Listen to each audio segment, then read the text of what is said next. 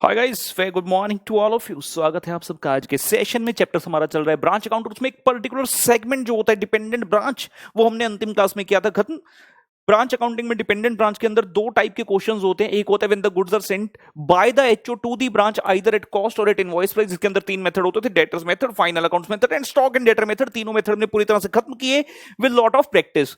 उसके बाद dependent branch के अंदर एक पर्टिकुलर कॉन्सेप्ट होता था कि जहां पर एचओ नहीं तो कॉस्ट पर, ना तो इनवॉइस प्राइस पर, बल्कि होलसेल प्राइस पर जो है सामान भेजता था ब्रांच को। उसकी बातचीत हमने लास्ट सेशन के अंदर खत्म की थी पूरी तरह से। तीन प्रश्न हमने क्लास में किए थे और तीन प्रश्न आप बच्चों को होमवर्क के लिए दिए गए थे। वो प्रश्न आइए सबसे पहले करेंगे check check check check check, और उसके बाद नेक्स्ट सेगमेंट इंडिपेंडेंट ब्रांच को स्टार्ट किया जाएगा। आ जाओ मित्रों, आ जाओ मित्रों, ये लो जी। प्रश्न नंबर 12, 13 और 14। क्वेश्चन नंबर 12 नवंबर 2010 में 4 नंबर के लिए पूछा गया। क्वेश्चन इस प्रकार से कहता है, following is the information of Jammu branch of the best New Delhi, मतलब हेड ऑफिस का नाम है, for the year ending 31 of March 13। Question में डाटा दिया। डाटा जो इंपॉर्टेंट है, सबसे पहले कहता है goods are invoice to the branch at cost plus 20%। अगर कॉस्ट है 100, मान लिया जाए कि कॉस्ट प्राइस है 100, तो ब्रांच को कितने का भेजा जाता है? Eight cost plus 20%। तो ब्रांच के लिए कॉस्ट प्राइस क्या हो गया? 120। या फिर ऐसे कहते हैं कि होलसेल प्राइस कितना? 120। और कहता sale price is cost plus 50%। अब ये वेग लैंग्वेज है। Sale price is cost plus 50 क्या माने? ब्रांच की कॉस्ट प्लस 50% या एचओ की कॉस्ट प्लस 50%? एग्जाम का क्वेश्चन है, प्रैक्टिस मैनुअल में भी था ओल्ड सिलेबस में और मॉड्यूल में भी है नए सिलेबस में भी। उन्होंने ये माना कि जब ब्रांच कस्टमर को सामान बेच रही है, एचओ ने ब्रांच को भेजा, ब्रांच जब कस्टमर को बेच रही है, तो ये वाला प्राइस कैसे बना? इट वॉज एज्यूम्ड कि जो कॉस्ट प्राइस है वो आपको एचओ का लेना है और उसमें प्रॉफिट ऐड करना है 50%, तब जाकर ये आपका सेल प्राइस बनेगा 150। तो भाई इसमें आपकी कोई और अजम्पशन नहीं चलेगी। रीजन बिंग मॉड्यूल का क्वेश्चन है, जो उन्होंने अजम्पशन किया हम उसी अजम्पशन के साथ चलेंगे। और यहां से एक छोटा सा रूल भी बन गया कि अगर क्वेश्चन हमें ये ना बताए कि किसकी कॉस्ट के ऊपर प्रॉफिट ऐड करना, तो हम एचओ की कॉस्ट के ऊपर प्रॉफिट ऐड जो है करेंगे, इस प्रकार से मानेंगे। ठीक है, तो इनके बीच में अब कितना प्रॉफिट हो गया? 20 रुपए का। और इनके बीच में कितने रुपए का प्रॉफिट हो गया? 30 रुपए का। क्वेश्चन फर्दर से ट्रेडिंग इन, क्वेश्चन आगे बढ़ा और उसने पूछा first point, profit earn by the branch. तो प्रॉफिट के लिए ट्रेडिंग इन पी&एल बनाएंगे और इसमें सिर्फ ब्रांच की इंफॉर्मेशन है, एचओ की नहीं है। तो trading and P and L account of the Jammu branch year ending है 31 मार्च 13। क्वेश्चन में ओपनिंग स्टॉक दिया गया 2,20,000 रुपए। Goods sent during the year 11 lakh, तो गुड्स रिसीव्ड बाय एचओ हो गया बेसिकली 11 लाख। सेल्स दिया 12 लाख और एक्सपेंसेस इनकर्ड वो कहां चले गए? पी&एल में। हमें जैसे कल सिखाया था, हमें ग्रॉस प्रॉफिट निकालना है खुद से, जिसे जाकर ट्रेडिंग अकाउंट में भरेंगे और क्लोजिंग स्टॉक बैलेंसिंग फिगर बेटा आएगा। तो gross profit of the branch, आपने सेल किया कितने रुपए का? 12 लाख रुपए का सेल किया। और यहां से हम देखते हैं प्रॉफिट कमाते हो 30 रुपए का आउट ऑफ 150, तो प्रॉफिट हो गया 30/150, 30/150। तो ग्रॉस प्रॉफिट आ गया 2,40,000। इस ग्रॉस प्रॉफिट को लेकर हम ऊपर चले गए, यहां 2,40,000 भरा और क्लोजिंग स्टॉक बैलेंसिंग फिगर आता है 3,60,000। करेक्शन करेंगे जी, अगर गलत है तो करेक्ट कर लेंगे। 3,60,000 का क्लोजिंग स्टॉक आएगा। उसके बाद आ गया ग्रॉस प्रॉफिट 2,40,000, ब्रॉड डाउन किया हमने पी&एल में और एक्सपेंस पहले लिखे हुए थे, तो नेट प्रॉफिट बैलेंसिंग फिगर आ गया बेटा 1,95,000। तो क्वेश्चन ने पहले पार्ट में हमसे ही पूछा था कि भाई प्रॉफिट अर्न बाय ब्रांच कितना है, जरा बता दो, तो हमने जरा बता दिया। फिर कहता branch stock reserve, second point में कहता ब्रांच स्टॉक रिजर्व बताना। अब ये देखो ट्रेडिंग एंड पी&एल में यहां पर स्टॉक रिजर्व क्यों नहीं है? क्योंकि ये ब्रांच का है।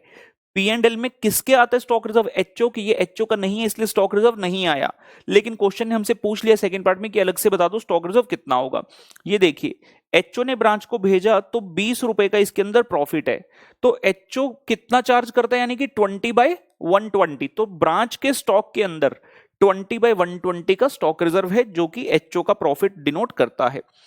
सबसे पहले बात करते हैं आइए ओपनिंग स्टॉक की और फिर बात करेंगे क्लोजिंग स्टॉक की। ओपनिंग स्टॉक कितने रुपए का था? 2,20,000 और इसके अंदर 20/120 का प्रॉफिट है, तो फिगर आ गई 36,667। फिर क्लोजिंग स्टॉक की बात करें तो हमने बैलेंसिंग फिगर निकाली थी 3,60,000। इसके अंदर भी कितना? 20/120 का प्रॉफिट किसका? एचओ का, तो ये आ गया 60,000 रुपए। इस चीज में बच्चों की अक्सर गलती होती है, तो अगर आपकी गलती है ट्रेडिंग P&L में सही कर लीजिए। अगर आपने जो प्रॉफिट की लाइन है वो गलत बनाई थी, इसे करेक्ट कर लीजिए।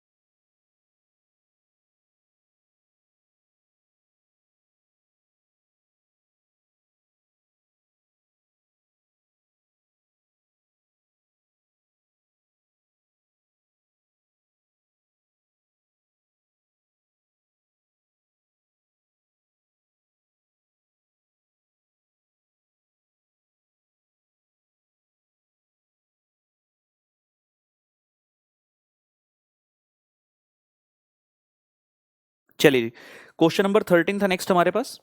Exam question once again for 8 marks in 2015। Messrs Sandeep having head office at Delhi has a branch at Kolkata.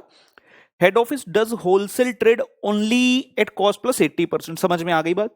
Goods are sent to branch at wholesale price that is cost plus 80%, and branch at Kolkata जो है that is wholly engaged in the retail trade and goods are sold at cost to HO plus 100%। तो ये हमारे पास profit की line जो है बन जानी चाहिए। एचओ भेज रहा है ब्रांच को और ब्रांच सेल कर रही है कस्टमर को। उसके अलावा एचओ भी कस्टमर को सेल करता है। क्वेश्चन ने कहा एचओ का कॉस्ट प्राइस है 100 रुपए, मान लेते हैं एचओ कॉस्ट प्राइस है 100 रुपए। तो आप ब्रांच को कितने का सेंड कर रहे हो? ब्रांच को सेंड कर रहे हो 80 ऐड करके, तो ब्रांच का कॉस्ट हो गया 180, यानी कि होलसेल प्राइस इज 180। और कहते हैं जब ब्रांच आगे सेल कर रही है तो कितना करती है? Cost to HO plus 100%। Branch ने जब आगे कस्टमर को सेल किया तो कॉस्ट टू एचओ क्या है? 100 रुपए। तो उसमें 100 रुपए 100% ऐड करके बेचा, तो 200 रुपए is the selling price of branch. जबकि जब एचओ कस्टमर को बेचेगा उसके लिए क्वेश्चन ने कहा HO does wholesale trade only, तो एचओ का सेल प्राइस जो है वो 180 है, जबकि ब्रांच का sale price to the customer is 200। और अगर आप यहां देखें एचओ जब ब्रांच को भेज रहे 100 वाली चीज 180 की, तो इसमें 80 का प्रॉफिट है। और जब भेज रहा है ब्रांच कस्टमर को फर्दर, तो उसमें 180 वाली कॉस्ट जो आपको पड़ी, आपने 200 का बेचा, तो 20 रुपए का प्रॉफिट कमाया। किसने? ब्रांच ने, जब सेल किया कस्टमर को। ये चीजें हमें ग्रॉस प्रॉफिट निकालने में मदद करेंगे मेरे दोस्त। आगे बढ़े क्वेश्चन में। Following data is furnish for the year ending 31 of March 2014। Head office Kolkata branch का काफी सारा सामान दिया गया, एक एक करते हुए लिख लेते हैं।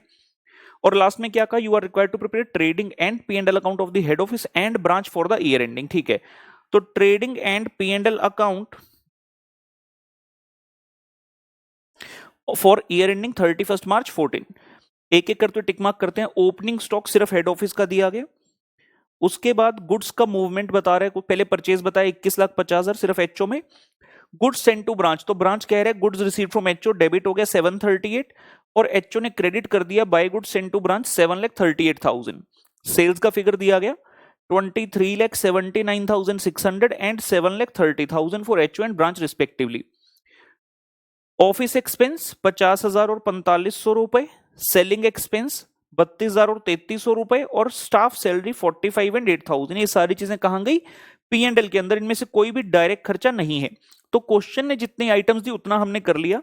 अब वर्किंग नोट पर चलते हैं जहां पे ग्रॉस प्रॉफिट निकालेंगे। पहले बात कर रहे हैं gross profit of the head office. ये देखिए जी, गुड्स सेंट टू जो ब्रांच है कितने रुपए का है, 7,38,000, और हमने क्या कहा इसके अंदर कितने का प्रॉफिट है, 80 का।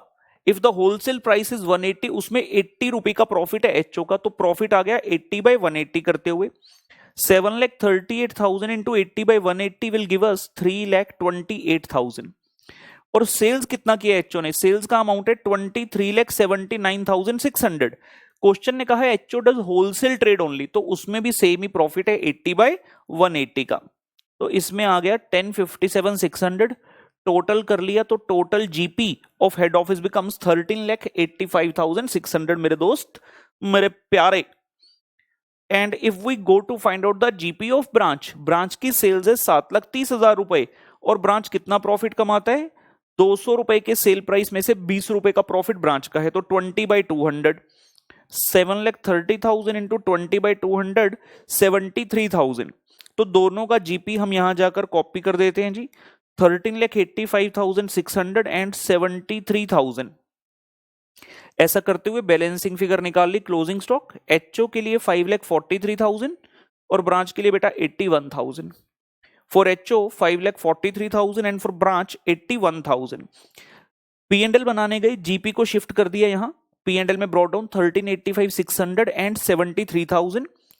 उसके बाद क्योंकि इस बार एचओ का भी P&L बन रहा है तो स्टॉक रिजर्व भी आएगा, क्योंकि ब्रांच का ओपनिंग स्टॉक मिसिंग है इसलिए ब्रांच के ओपनिंग स्टॉक का स्टॉक रिजर्व नहीं बनता। लेकिन क्योंकि क्लोजिंग स्टॉक तो है, अभी अभी निकाला 81,000, तो उसके अंदर जो स्टॉक रिजर्व है उसका जरूर ट्रीटमेंट होगा। Closing stock is on the credit side, तो उसके अंदर का loading on the debit side. तो एचओ कह रहा है टू स्टॉक रिजर्व, कैसे, क्लोजिंग स्टॉक है 81,000 का, और जब एचओ ब्रांच को भेजता है तो उसके अंदर कितना प्रॉफिट होता है, 80/180 का। तो ये फिगर हमने निकाल लिया 36,000। और जैसी है उसके बाद हम फाइनलाइजेशन की स्टेज पर गए। Net profit for HO becomes 12,22,600 and for branch it becomes 57,200 जी। कंप्लीट करेंगे।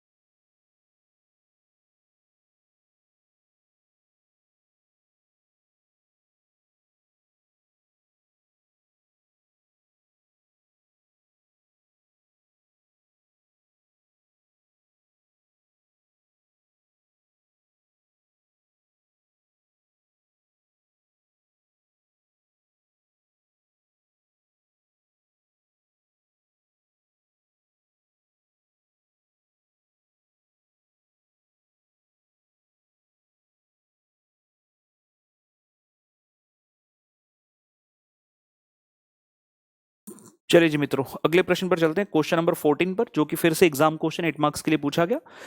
N Limited has retail branch at Noida, goods are sold to customers at cost plus 100%, wholesale price is cost plus 80%। मतलब इतनी चीज बता दी कि अगर कॉस्ट प्राइस एचओ है, कॉस्ट प्राइस सॉरी एचओ कह रहा हूं, कॉस्ट प्राइस अगर 100 है तो ब्रांच को कितने का भेजते हो, 180 का। क्वेश्चन ने बोला ना wholesale price is cost plus 80%, तो अगर कॉस्ट 100 है तो होलसेल प्राइस हो गया आपका 180। Goods are invoiced to Noida at wholesale price, done हो गया। From the following particulars find out the profit made by HO and branch for the year ending 31 March 2010। ये सही होगी बात, दोनों का बनाना है। क्वेश्चन में फिर एक टेबल दिया और टेबल के बाद मेन बात लिखी है क्योंकि अब तक क्लैरिटी नहीं आ रही थी। Sales at head office are made only on wholesale basis, मतलब अगर एचओ कस्टमर को सेल करेगा तो वो होलसेल प्राइस पर ही करेगा, और जो ब्रांच है वो सिर्फ कस्टमर को बेचती है। Sales at branch are made only to customer, और ब्रांच तो सिर्फ कस्टमर को बेचती है।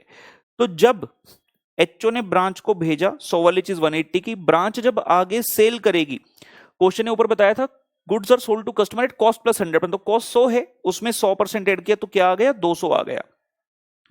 तो यहां पर आपने कितने रुपए का प्रॉफिट कमाया, इन दिस एचओ ब्रांच से 80 का प्रॉफिट कमाता है, और अगर एचओ कस्टमर को भी भेजे, अगर एचओ कस्टमर को ही भेजता है, बेचता है, तो भी इसमें प्रॉफिट 80 का ही कमा रहा है, क्योंकि सेलिंग प्राइस जो है एचओ का दैट इज 180, जबकि ब्रांच का सेलिंग प्राइस है 200। तो ब्रांच को जो चीज मिली 180 की, उसको 200 का बेचा, तो ब्रांच का प्रॉफिट कितना है, 20 रुपए का। This is the most important thing in any question of wholesale branch. अगर ये प्रॉफिटेबिलिटी की लाइन हमारी सही नहीं बनी तो क्वेश्चन गलत होने के पूरे पूरे आसार हैं भाई। तो हम बढ़ते हैं आगे, trading and profit loss account for year ending 31 March 2010।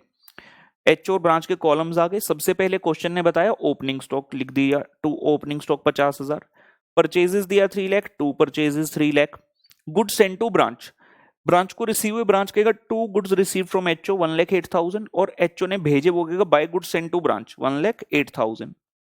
Sales HO का 3,06,000 और ब्रांच का पुत्र 1 लाख। एक्सपेंसेस दिए, कुछ नहीं बताया तो इनडायरेक्ट मानेंगे 90,000 और 4,000।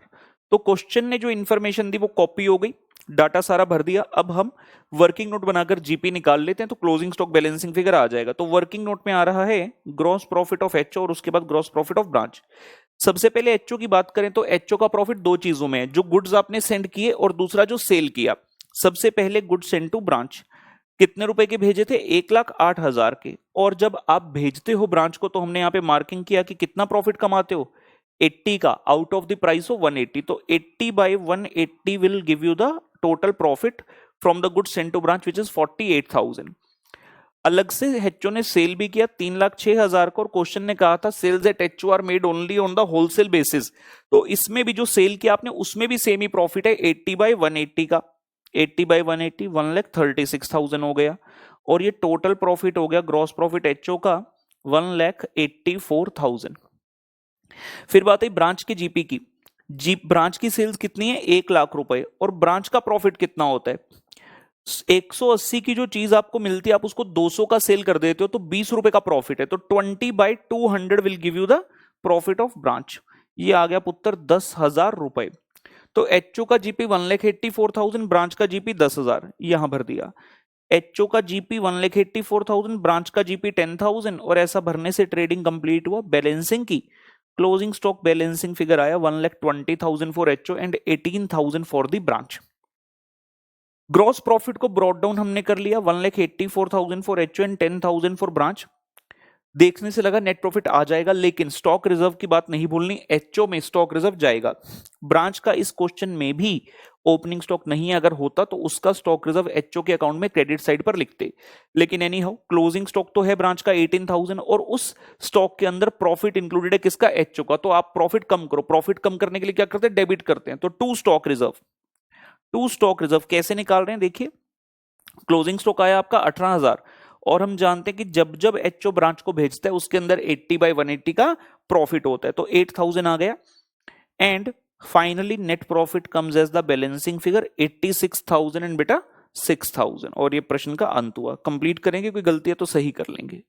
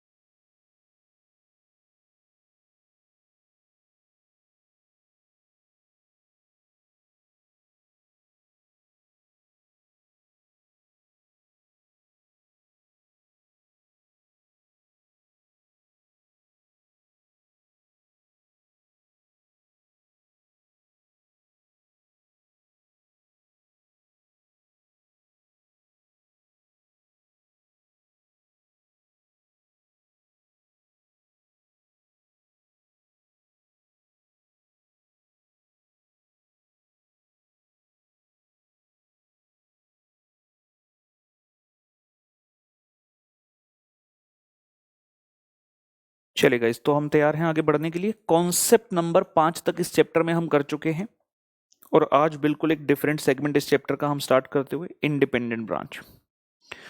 Concept number 6 starting with independent branch.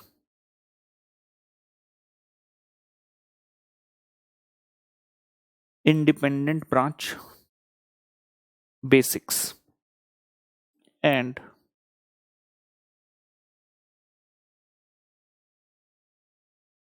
Journal entries.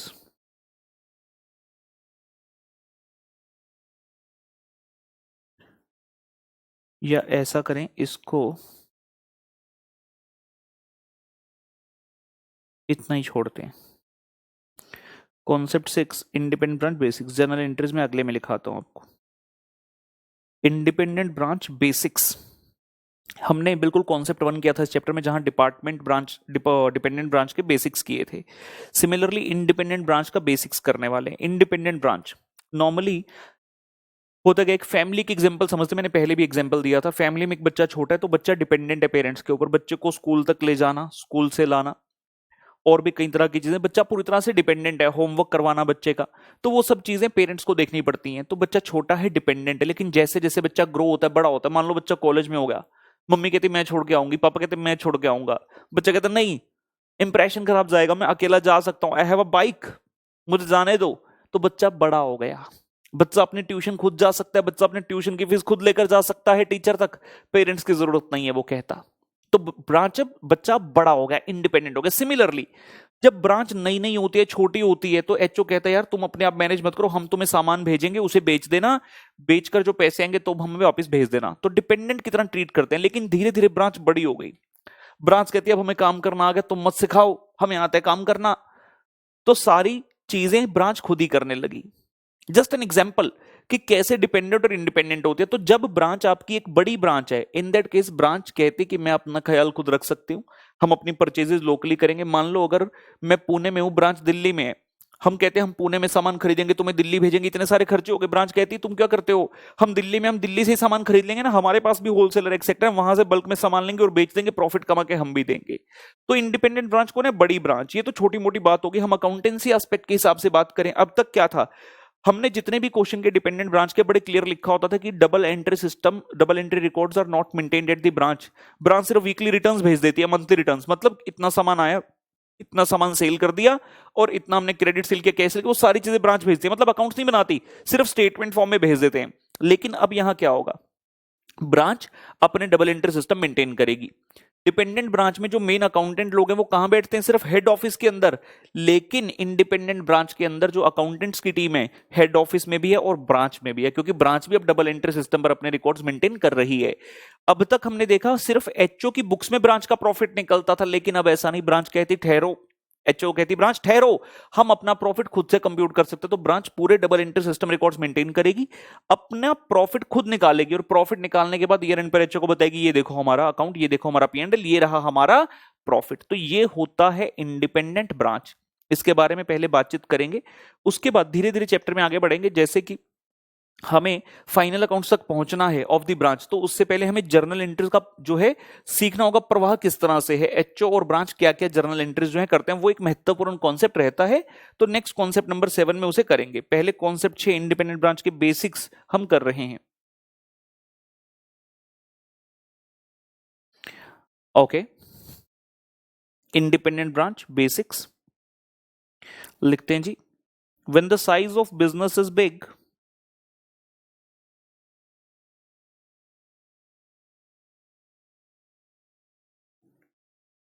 when the size of business is big, it is desirable that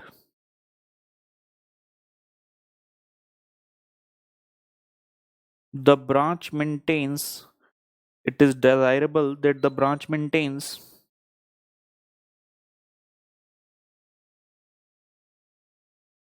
complete record of its transactions.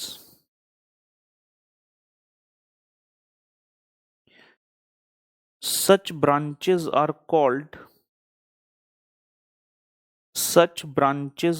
called independent branches. क्या लिखा हमने? When the size of business is big, it is desirable that the branch maintains complete record of transaction. इतना बड़ा business है, एक HO, इतनी सारी branches, HO किस किस ब्रांच का ख्याल रखेगा? तो उसने ब्रांच को कहा कि तुम अपना ध्यान खुद रख लो, अपने अकाउंट्स कंप्लीट मेंटेन करो। तो ऐसी ब्रांचेस को इंडिपेंडेंट ब्रांचेस कहा जाता है। ठीक है जी, हम लिख रहे हैं आगे, salient features of independent branches accounting system। Special features of independent branches accounting system. इनका अकाउंटिंग सिस्टम कैसे वर्क करता है आपको थियरी में भी पूछा जा सकता है। तो हम इसकी लिस्ट बना लेते हैं, कुछ पॉइंट्स हैं, लिखेंगे यहां पर।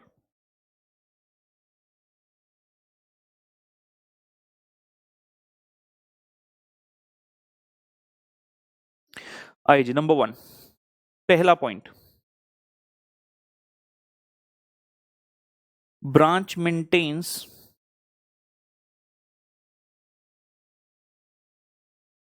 its entire books of accounts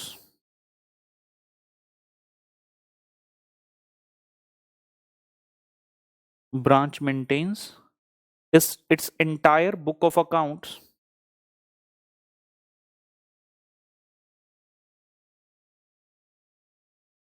under double entry system। मेरे संग संग लिखते रहेंगे दोस्तों, branch maintains its entire book of accounts under double entry system. ये पहला point.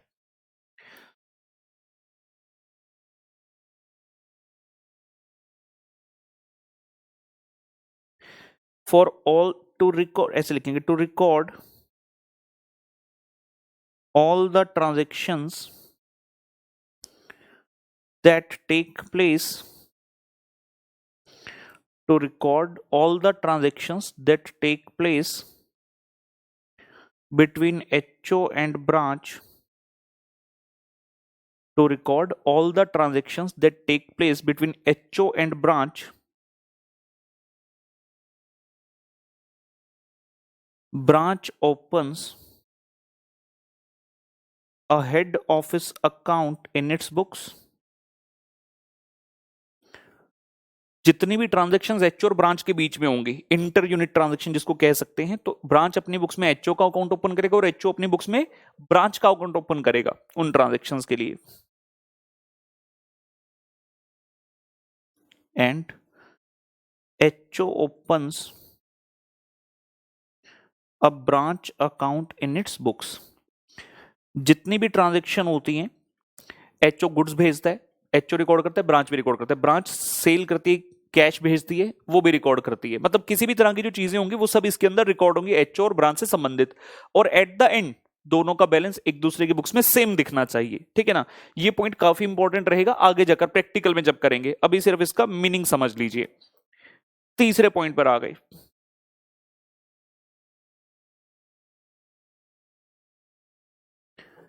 branch prepares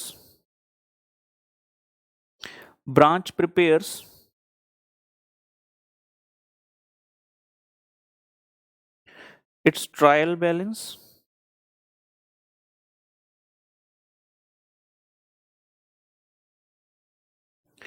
trading and P&L account at the end of accounting period।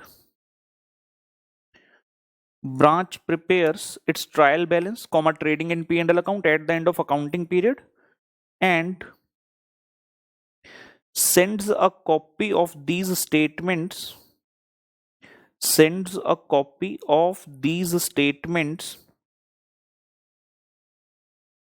to HO for incorporation। Branch अपना trading बनाएगी खुद का, ट्रायल बैलेंस बनाएगी, trading and PNL बनाएगी और इनकी कॉपी भेज दी एचओ को, देखो हमने अपना प्रॉफिट निकाल लिया। जब तुम्हें पूरा बिजनेस का प्रॉफिट निकालना है तो उसमें हमारे वाली प्रॉफिट को भी इनकॉर्पोरेट कर लो। तो एचओ इनकॉर्पोरेट करेगा।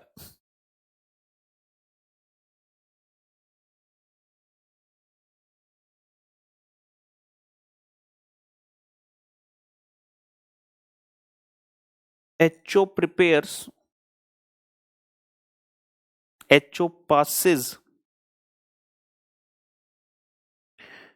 necessary entries in its books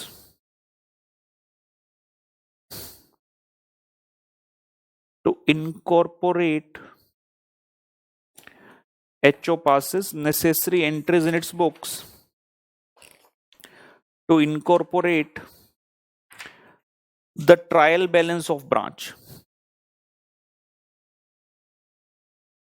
to incorporate branch trial balance. ये एक अलग से पॉइंट हमने लिखा है, इसके बारे में जब क्वेश्चन में जाएंगे तब और बातचीत करेंगे, अभी मेन यही है।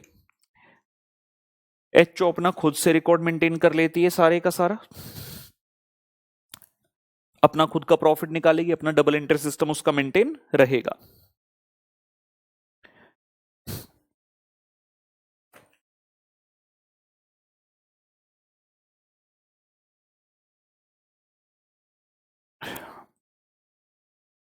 चलिए जी आगे बढ़ते हैं। ये हमने बेसिक किया, कॉन्सेप्ट नंबर 6 में मेन बातचीत पर आ गए। Concept number 7,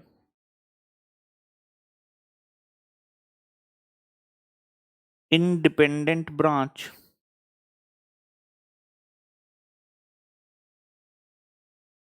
journal entries.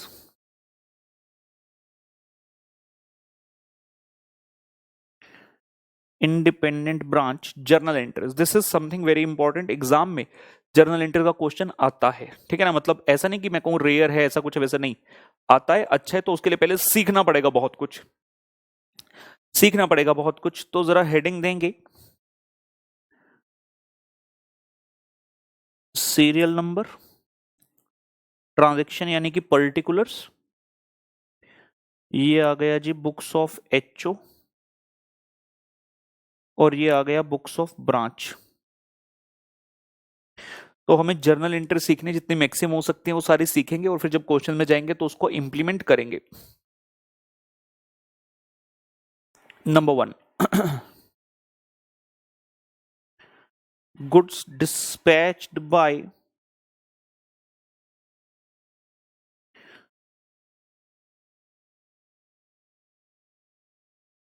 Head office.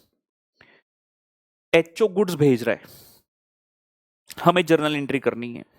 बहुत आराम से धीरे धीरे से चलेंगे, हर एंट्री का लॉजिक समझ में आना चाहिए, ठीक है ना। Goods dispatch by HO, HO ने गुड्स भेजे तो एचओ क्या करेगा, क्रेडिट करेगा to goods send to branch. HO कहेगा to goods send to branch, किसको भेजे, ब्रांच को, debit the receiver, branch account debit to goods send to branch account. Branch को गुड्स मिले, सामान आ गया, debit what comes in, goods received from HO account to credit the giver HO account. Goods का आदान प्रदान हुआ, एचओ के यहां से गुड्स गए, एचओ ने क्रेडिट किया, ब्रांच को मिले, ब्रांच ने गुड्स को डेबिट किया। बड़ा सिंपल सा एक रूल बता रहा हूं, एचओ की बुक्स में हमेशा ऑब्वियसली किसी की बुक्स में खुद का नाम तो नहीं आता, एचओ की बुक्स में एचओ का नाम नहीं आ सकता, ब्रांच की बुक्स में ब्रांच का नाम नहीं आ सकता। तो एचओ और ब्रांच आपस में क्या करो, ये तो पता है गुड्स गए तो एचओ गुड्स को क्रेडिट करेगा, ब्रांच गुड्स को डेबिट करेगा, और जो खाली स्पेस बच गई, खाली क्या बचा, डेबिट और क्रेडिट। तो डेबिट में क्या करो, एचओ ब्रांच लिख देगा, और ब्रांच जो खाली स्पेस रह गई क्रेडिट, वहां पर एचओ लिख देगी। सबसे आसान रूल एंट्री का। वैसे तो पूरा लॉजिक समझ में आना चाहिए, लेकिन अगर किसी को कोई जुगाड़ लगाना है तो जुगाड़ वाली बात हो गई। एचओ से सामान गया, क्रेडिट कर दिया, ब्रांच को सामान है, डेबिट कर दिया। एक एस्पेक्ट दोनों की बुक्स में आ गया, दूसरा एस्पेक्ट रह गया, वो कहां जाएगा, एचओ की बुक्स में ब्रांच और ब्रांच की बुक्स में एचओ लिख देंगे, तो एंट्री हमारी कंप्लीट होगी।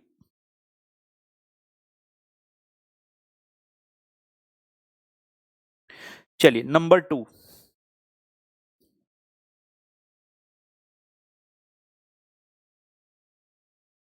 Goods return bye branch. Branch ने गुड्स रिटर्न कर दिए, जो पहली एंट्री थी उसका रिवर्सल कर दो, goods send to branch account,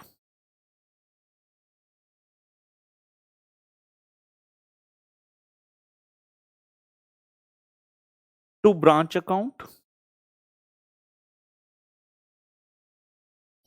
और यहां क्या हो जाएगा, HO account debit to goods receive from HO. बड़ी सिंपल सी बात है, जब गुड्स आए थे जो एंट्री की थी, तो गुड्स जाने पर उसका रिवर्सल कर दीजिए, उसका रिवर्सल कर दीजिए।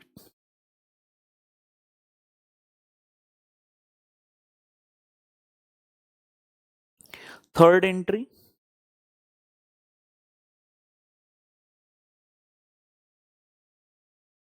Remittance by branch to HO. Remittance by branch to HO, branch ने एचओ को पैसा भेजा, एचओ के पास पैसा आया, क्या बोलेगा एचओ, कहेगा कैश आ गया। भाई कैश अकाउंट डेबिट किससे आया, ब्रांच से, cash account debit to branch account. Branch ने पैसा भेजा, किसको भेजा, एचओ को, डेबिट द रिसीवर, और कैश क्या है आपका, रियल अकाउंट, तो credit what goes out, HO account debit to cash account. संग संग रहेंगे, लिखते रहेंगे।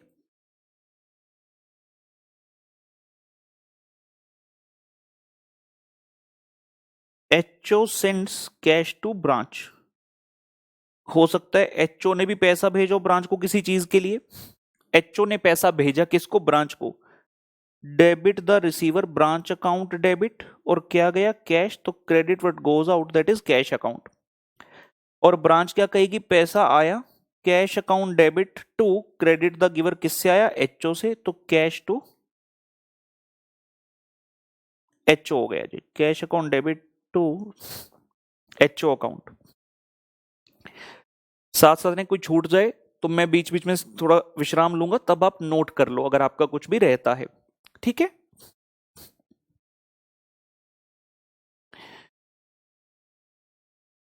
Number 5, direct purchases by branch, bracket में लिख लीजिए,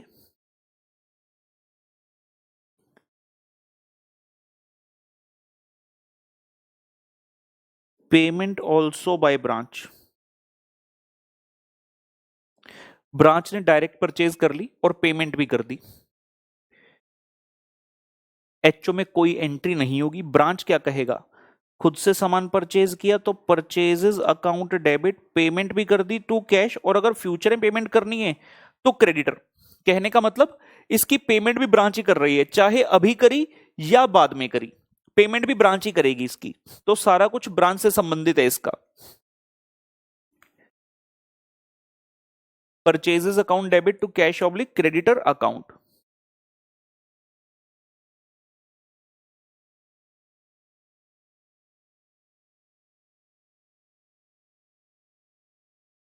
नेक्स्ट, परचेजेस बाय ब्रांच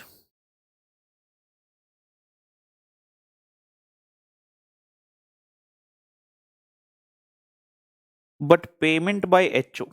ये आया जी मजा, परचेज किसने किया, ब्रांच ने, लेकिन पेमेंट कौन कर रहा है, एचओ कर रहा है।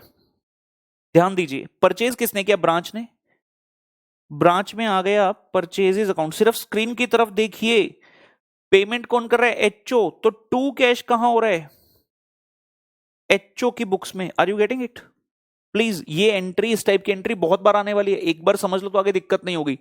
परचेज किया ब्रांच ने, परचेज अकाउंट ब्रांच में चला गया, लेकिन पेमेंट कौन कर रहा है, एचओ, तो टू कैश हो रहा है एचओ में, और कॉरस्पॉन्डिंग किसका नाम लिखें, एचओ की बुक्स में ब्रांच और ब्रांच की बुक्स में एचओ। एचओ कहेगा ब्रांच अकाउंट और ब्रांच कहेगी टू एचओ अकाउंट। एचओ ने किसके बिहाफ पर खर्चा किया, ब्रांच के, तो उसने ब्रांच को डेबिट कर दिया, डेटर बना दिया एक तरह से कि मैंने अभी पेमेंट कर दी, तुमसे बाद में लेने हैं। और ब्रांच ने क्रेडिट कर दिया एचओ को, क्योंकि जो लायबिलिटी आपकी थी, जो पैसा आपको देना था, वो आपके बिहाफ पर एचओ दे रहा है, तो आपने एचओ को क्रेडिट करते हुए क्रेडिटर बना लिया एक तरह से कि हम तुम्हारे पैसे दे देंगे, तुमने हमारे बिहाफ पर अभी पैसा दे दिया है, तो उसको क्रेडिटर बना लिया। तो उसको क्रेडिटर बना लिया।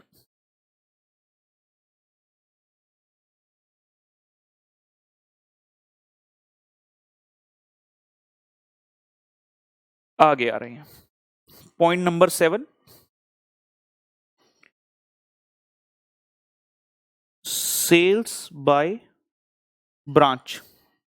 ब्रांच ने सेल किया, बहुत ही आसान, cash oblique debtors account debit to sales account, cash oblique debtor to sales account.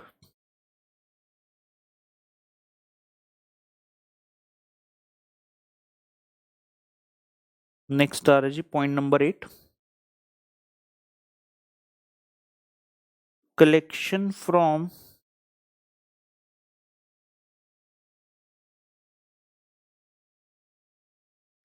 Debtors by branch.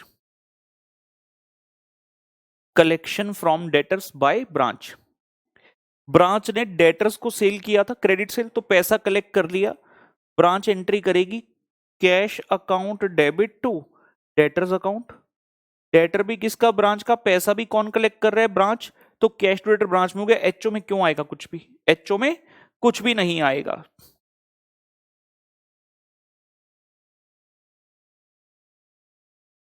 Ninth, collection from debtors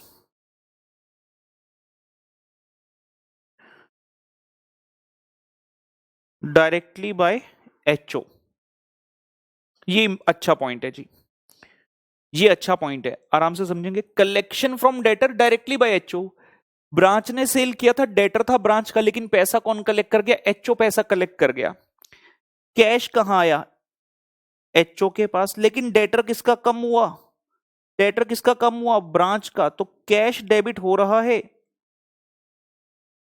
HO की बुक्स में, लेकिन डेटर्स ब्रांच का कम हो तो ब्रांच कह रही है टू डेटर अकाउंट, और बदले में हम जानते हैं क्या करना, यहां आ जाएगा ब्रांच अकाउंट, एचओ क्रेडिट करेगा ब्रांच अकाउंट और ब्रांच डेबिट कर देगा एचओ को। तो अगर पूरा इंपैक्ट समझना हो, वैसे तो एंट्री जुगाड़ से तो हो गई, कोई दिक्कत नहीं आई। कैश टू ब्रांच का मतलब एचओ कह रहे हैं मैंने कैश लिया डेटर्स की बिहाफ पर, जो कौन से थे? ब्रांच के। तो बेसिकली ब्रांच एक तरह से क्रेडिटर हो गई कि हमने तुम्हारा पैसा भी ले लिया, हम तुम्हें देंगे, तो ब्रांच क्रेडिटर हो गई। सिमिलरली ब्रांच ने अपनी बुक्स में एचओ को डेबिट किया, मतलब एचओ को डेटर बना लिया कि तुमने हमारे बिहाफ पर पैसा कलेक्ट किया तो हम तुमसे ले लेंगे।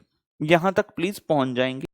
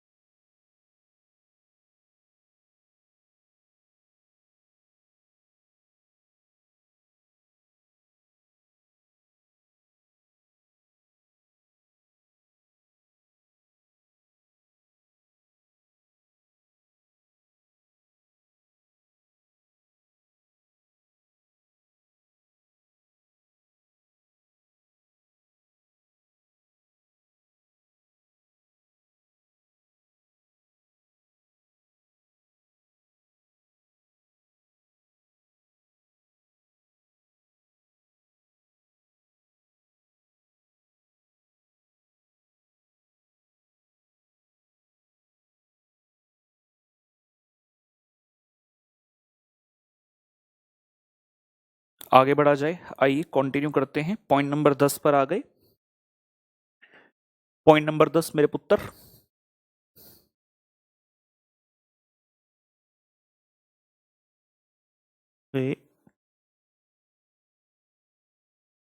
बेड डेट्स,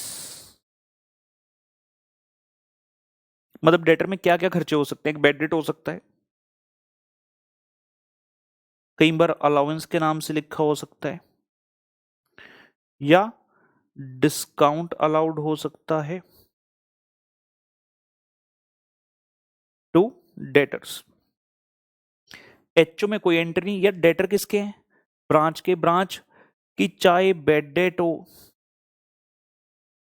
या अरे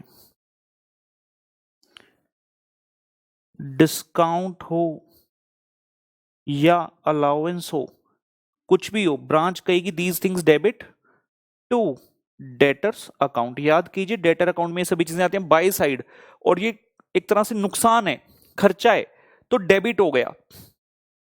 पी एंड एल में जब जाएगा तो एंट्री की P and L to bad debt to discount to allowance account. Nominal का rule, debit all expenses and losses, credit all income and gains.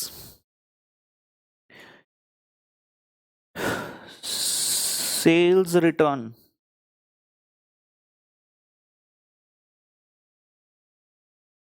From debtors. Sales return हो गया भाई, जब सेल किया था कहते थे डेटर टू सेल, सामान वापस आ गया, आप कहेंगे sales return account debit to debtors account. जान जाना मैंने तुझे प्यार किया, सारी दुनिया के आगे इकरार किया, तुझे देखा बस तेरा हो गया, तेरी मीठी मीठी बातों में खो गया, मुझे रात नींद ना आए ओए, मुझे रात नींद ना आए, तो तेरी पल पल याद सताए, सुन ले गोरिए। प्यार नहीं करना टू टू टू टू टू, प्यार नहीं करना, इकरार नहीं करना, क्यों मेरे पीछे आए, कैसा पागल आशिक है तू, कौन तुझे समझाए, न कर दीवानापन, oh baby don't break my heart. Okay, point number 12। 11 ने बोला सेल रिटर्न फ्रॉम डेटर। यार हमने डेटर को सेल किया, डेटर आके हमें रिटर्न कर गया, बात खत्म हो गई। लेकिन ये पॉइंट क्या कहता है? Return of goods by the debtor to HO.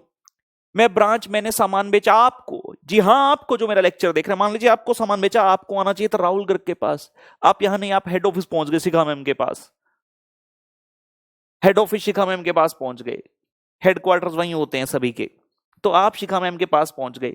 अब सवाल उठे यार तुम मेरे डेटा तो मेरे पास आना चाहिए था, तुम पहुंच गए वहां, अब हम दोनों क्या एंट्री करेंगे? रिटर्न कहां पहुंची? एचओ के पास। एचओ कहेगा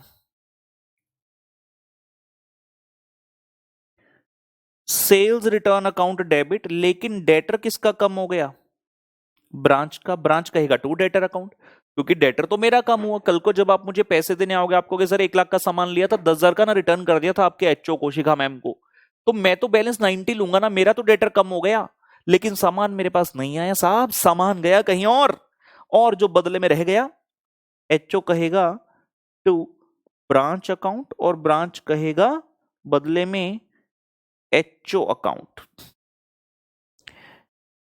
एचओ अकाउंट। दोनों ने अपनी बुक्स में एक दूसरे का नाम लिख लिया, सिग्निफाइंग कि हमारा सामान एचओ के पास पहुंच गया, तो एचओ ने मुझे वो सामान देना है, भैया सामान दो या मेरे पैसे दो यार, तो उन्होंने क्रेडिटर बना लिया, और मैंने वो सामान या पैसे किससे लेने हैं? एचओ से, तो मैंने एचओ को डेटर बना लिया ब्रांच ने। Point number 13, expenses incurred at branch. क्या होती है जी? खर्चे की एंट्री। सिंपल, खर्चा हुआ तो खर्चे की एंट्री क्या करेगा branch? Expense account debit to cash account.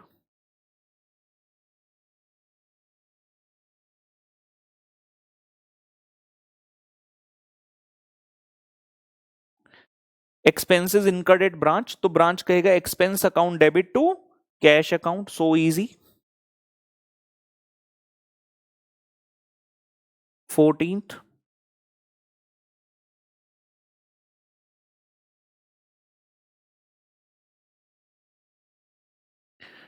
expenses of branch but paid by HO।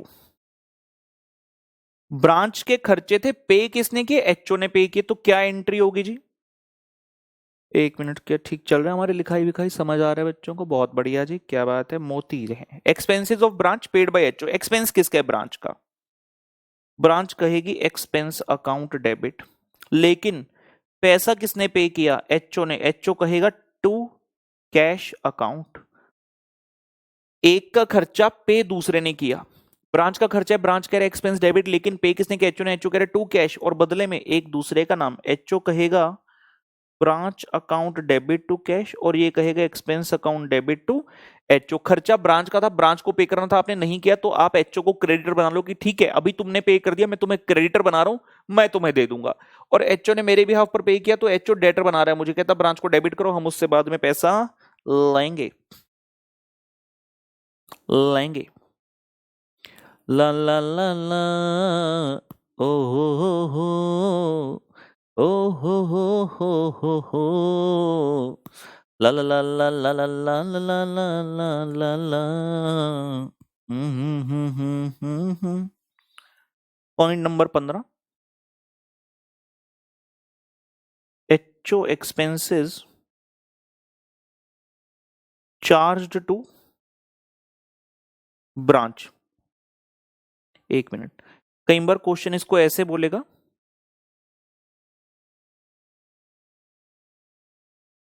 Allocation of expenses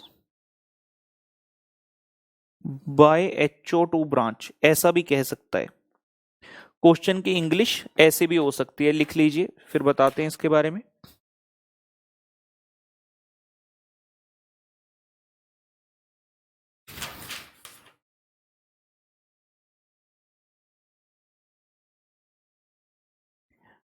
क्या होगा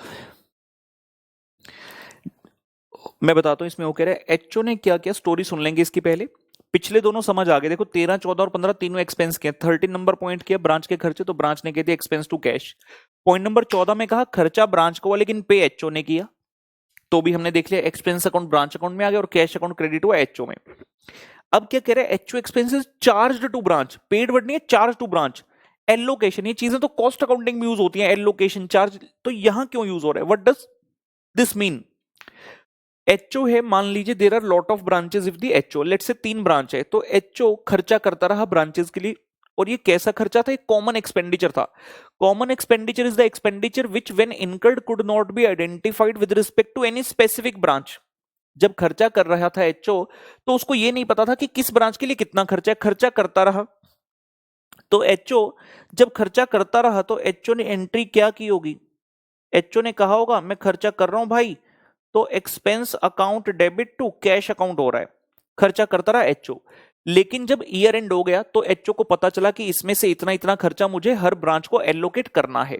अब हम उसकी बात कर रहे हैं, तो आप करते रहे एक्सपेंस टू कैश, लेकिन क्या ये खर्चा आपका था ना, तो आप क्या करोगे, एचओ क्या कहेगा, जिस जिस ब्रांच का जितना जितना बनता है हम उनसे वसूलेंगे, तो इसने ब्रांच को डेटर बनाया कि हम ब्रांच से लेंगे, और हम पहले खर्चा डेबिट कर चुके, खर्चा मेरा नहीं था, तो हम एक्सपेंस को क्रेडिट कर रहे हैं कि हमने पहले डेबिट कर लिया था, अगर मैं इसको क्रेडिट ना करूं तो ये एचओ की पीएनएल में पहुंच जाएगा, जबकि खर्चा एचओ का है ही नहीं, उसका तो खर्चा ब्रांचेस के लिए था। तो बाद में ईयर एंड एक्सेट्रा पर वो ब्रांचेस को चार्ज कर रहा है वो खर्चा, और ये खर्चा है किसका एक्चुअल में, ब्रांच का। तो ब्रांच कह रहा है एक्सपेंस अकाउंट डेबिट, ये खर्चा ब्रांच का होना चाहिए, और हम कह रहे हैं एचओ को क्रेडिटर बना लिया कि हम एचओ को इसका पैसा देंगे। इस तरह से एंट्री होती है। लिखिए लिखिए इसे,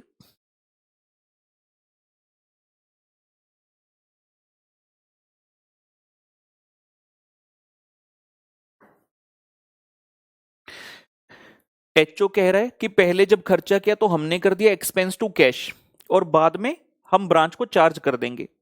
अगर आप इन दोनों एंट्रीज का कंबाइंड इफेक्ट देखते हो, तो क्या कंबाइंड इफेक्ट बना, एक्सपेंस से एक्सपेंस कट गया, ये आ गया branch account debit to cash account.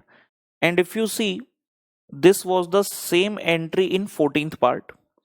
तो फर्क क्या है, 14 15 में 14th में था ब्रांच का खर्चा एचओ ने तभी के तभी पे कर दिया, लेकिन एंट्री नंबर 15 जो है 15 नंबर पॉइंट, वहां पे एचओ का खर्चा चल रहा है ब्रांच के लिए, लेकिन उसको यही नहीं पता किस ब्रांच का है। तो डिफरेंस जो है वो टाइम का है। 14 नंबर पॉइंट में जब खर्चा किया तभी पता था कि ये खर्चा इस ब्रांच के लिए है, तो हमने सीधा कह दिया branch to cash.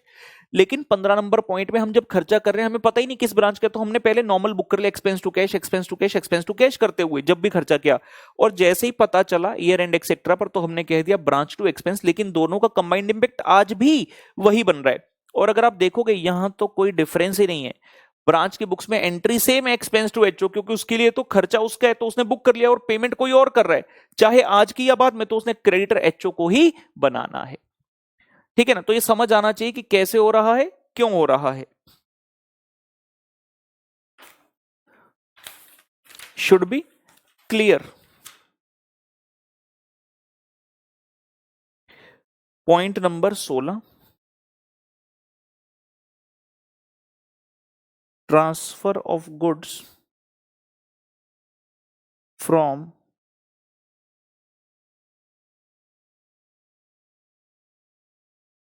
One branch to other branch. Transfer of goods from one branch to other branch, एक ब्रांच दूसरे को भेज रही है, तो मैं ब्रांच के अंदर ना कॉलम बना लेता हूं। तो ब्रांचेस में एक होगा ब्रांच जो सप्लाई करेगा, और एक होगा रेसिपिएंट ब्रांच।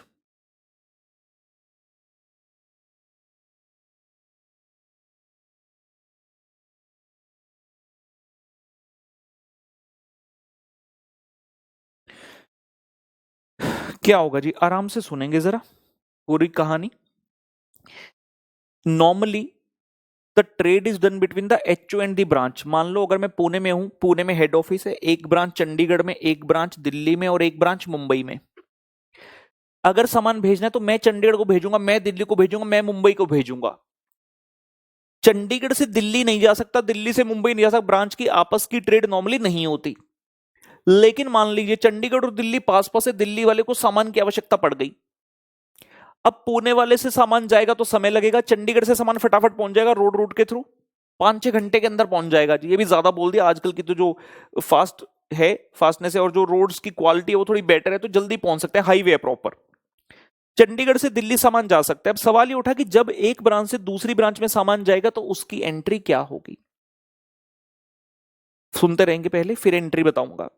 अगर हर ब्रांच अपने पास अपनी बुक्स के अंदर दूसरी ब्रांच का नाम लिखने लगे तो ईयर एंड पर एचओ के लिए रिकंसाइल करना बड़ा मुश्किल हो जाएगा कि यार चंडीगढ़ ने दिल्ली को भेजा, मुंबई वाले ने दिल्ली को, दिल्ली से कभी चंडीगढ़, दिल्ली टू मुंबई, और ये तो सिर्फ 2-3 ब्रांच है, मान लो न्यूमरस ब्रांचेस हैं, तो एचओ बेचारा परेशान हो जाएगा। इसलिए किसी भी ब्रांच की बुक्स में जब ये एंट्री होगी तो दूसरी ब्रांच का नाम आप नहीं डालोगे, आप हमेशा यही एज्यूम करोगे that the transaction is routing through the HO account.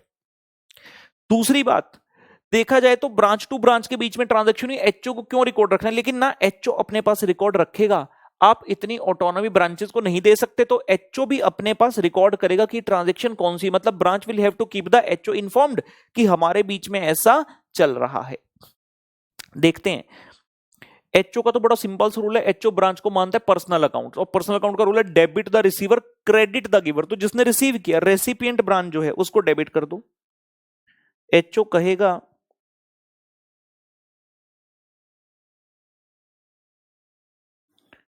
Recipient branch account debit to supplying branch.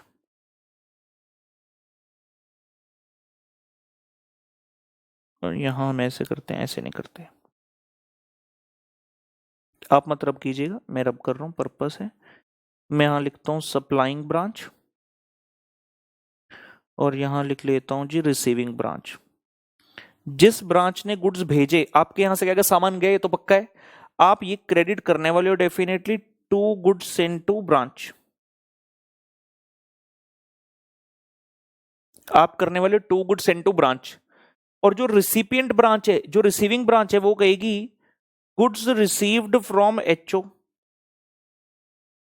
मतलब आप ऐसे बिहेव करोगे जैसे आपकी ट्रांजैक्शन दूसरी ब्रांच के साथ नहीं हो रही, आपकी ट्रांजैक्शन एचओ के साथ हो रही है।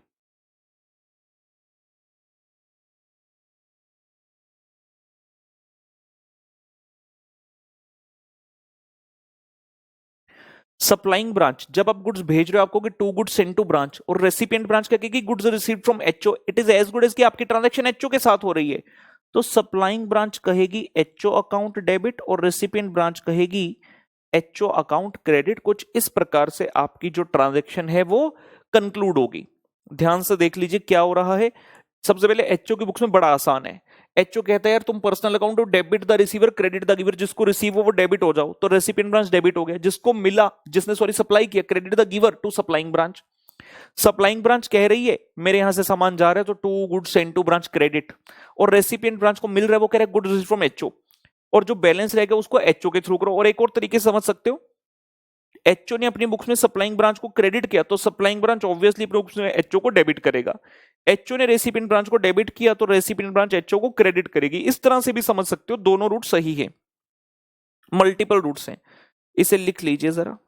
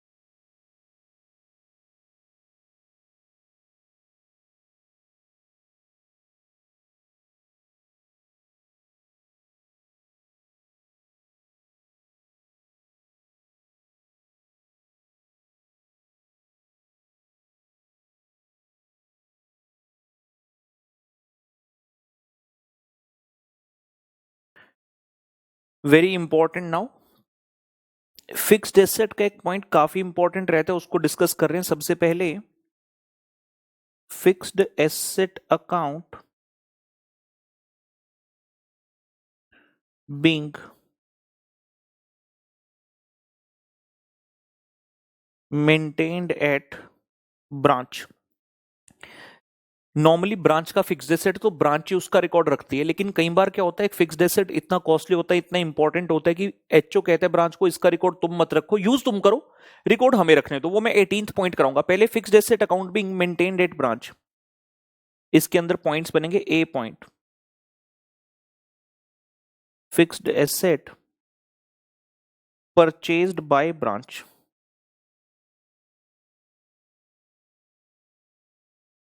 Fixed asset purchased by branch, branch ने फिक्स्ड एसेट परचेज किया तो ब्रांच क्या एंट्री करेगा, एचओ तो करेगा नहीं।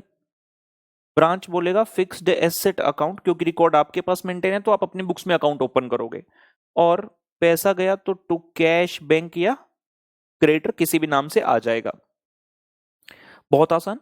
फिक्स पहला हम कर रहे हैं fixed asset account being maintained at the branch, branch he maintain करे तो ब्रांच अपनी बुक्स में कहेगा भैया फिक्स्ड एसेट अकाउंट डेबिट, पैसा दे दिया तो टू कैश, नहीं दिया तो टू क्रेडिटर। ये परचेज का एंट्री हो गया। B point, fixed asset purchased by branch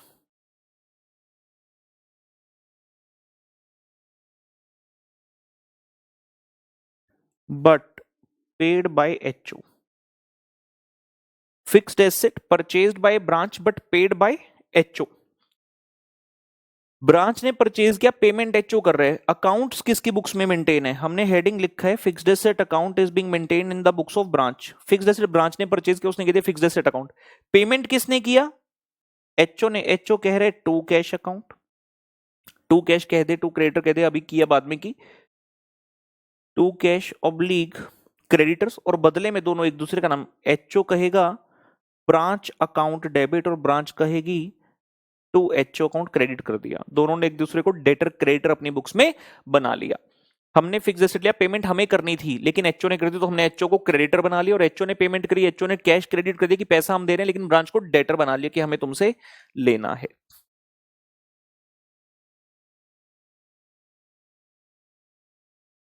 depreciation on such fixed asset, इस फिक्स्ड एसेट के ऊपर डेप्रिसिएशन। एसेट यूज कौन कर रहा है, बड़ी सिंपल सी बात, ब्रांच। तो डेप्रिसिएशन अकाउंट तो यहीं ओपन होगा, इतना श्योर है।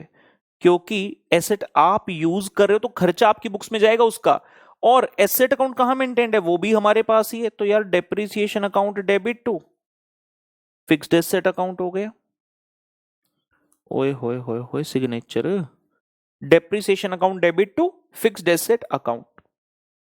एसेट का रिकॉर्ड हमारे पास है, तो एसेट तो डेबिट या क्रेडिट हमारी बुक्स में ही होगा, इसकी कोई पॉसिबिलिटी नहीं कि हमारी बुक से बाहर निकल जाए, क्योंकि रिकॉर्ड हम मेंटेन कर रहे हैं ब्रांच वाले।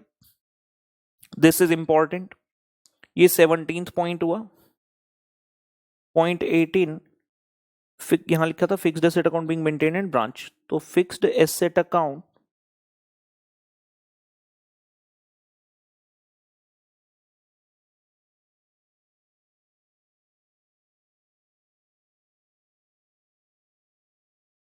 fixed asset account being maintained at HO, fixed asset account being maintained at HO, head office में मेंटेन हो रहा है। A point.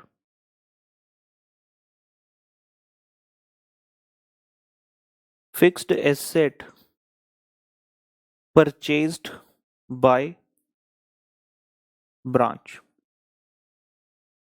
Fixed asset purchased by branch, branch ने फिक्स्ड एसेट परचेज किया, लेकिन अकाउंट कहां मेंटेन हो रहा है इसका, हेड ऑफिस में। हेड ऑफिस में मेंटेन हो रहा, तो हेड ऑफिस इसका अकाउंट ओपन करेगा, branch fixed asset. Sir fixed asset लिखो ना सर, ब्रांच नाम क्यों लगा रहे हो आगे बेटा। It is very important for HO to maintain the distinction between its own fixed asset and the fixed asset relating to the branch. तो जब अपने फिक्स्ड एसेट होंगे एचओ को सिंपल बोलेगा फिक्स्ड एसेट अकाउंट, लेकिन जब ब्रांच के हैं तो वो ब्रांच का नाम यूज करेगा, ब्रांच फिक्स्ड एसेट। परचेज हुआ, लेकिन पेमेंट कौन कर रहा है, यहां टू कैश ऑब्लिक क्रेडिटर, क्योंकि fixed asset purchase by branch है। ब्रांच कहता हमने फिक्स्ड एसेट परचेज कर लिया, एचओ कहता ठीक है कैश चला गया तो, लेकिन एसेट अकाउंट मत ओपन करना, वो हम ही ओपन करेंगे, और बदले में और जो बैलेंस रह गया उसमें दोनों एक दूसरे का नाम लिखेंगे, टू ब्रांच अकाउंट, और ये कह रहा है HO account. Fixed asset branch ने परचेज किया, लेकिन क्योंकि रिकॉर्ड कहां है, एचओ में, तो एचओ कह रहा है ब्रांच फिक्स्ड एसेट, और ये कह रहा है टू कैश, जो ब्रांच है वो कह रही है टू कैश, और दोनों ने जो खाली बचा उसमें डेबिट क्रेडिट एक दूसरे को कर दिया। ये लीजिए बी पॉइंट, उसमें क्या लिखा था, fixed asset purchase by branch but paid by HO, same. Fixed asset purchased by branch but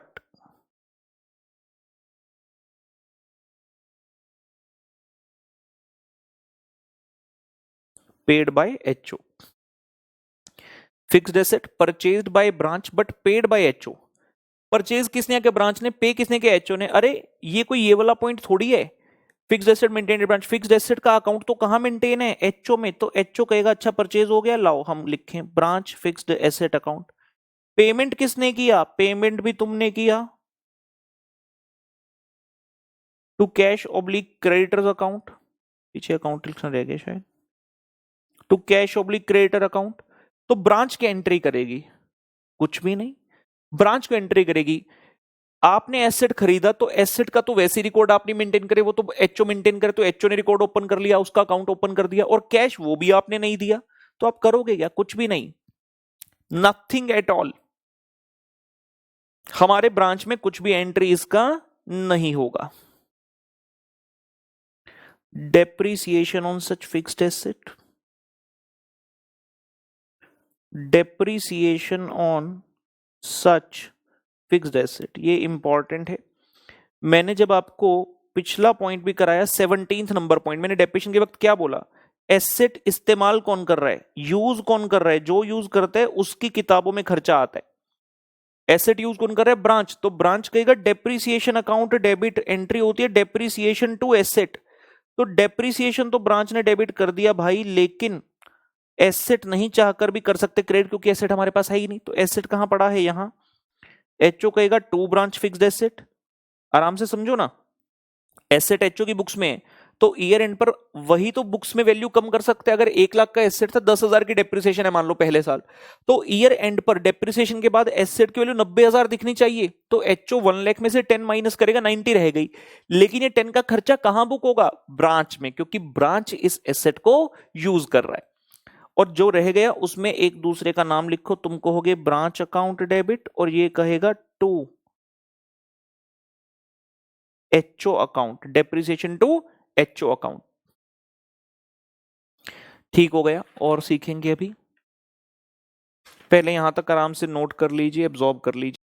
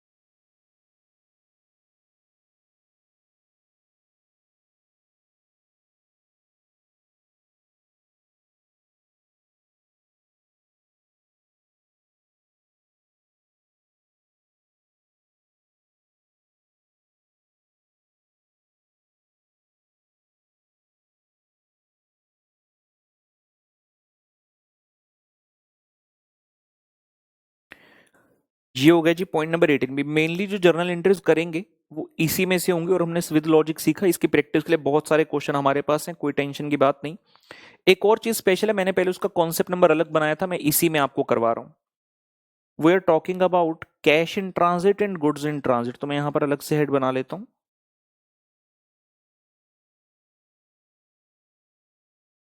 cash in transit and goods in transit, इसका अपने को करना है।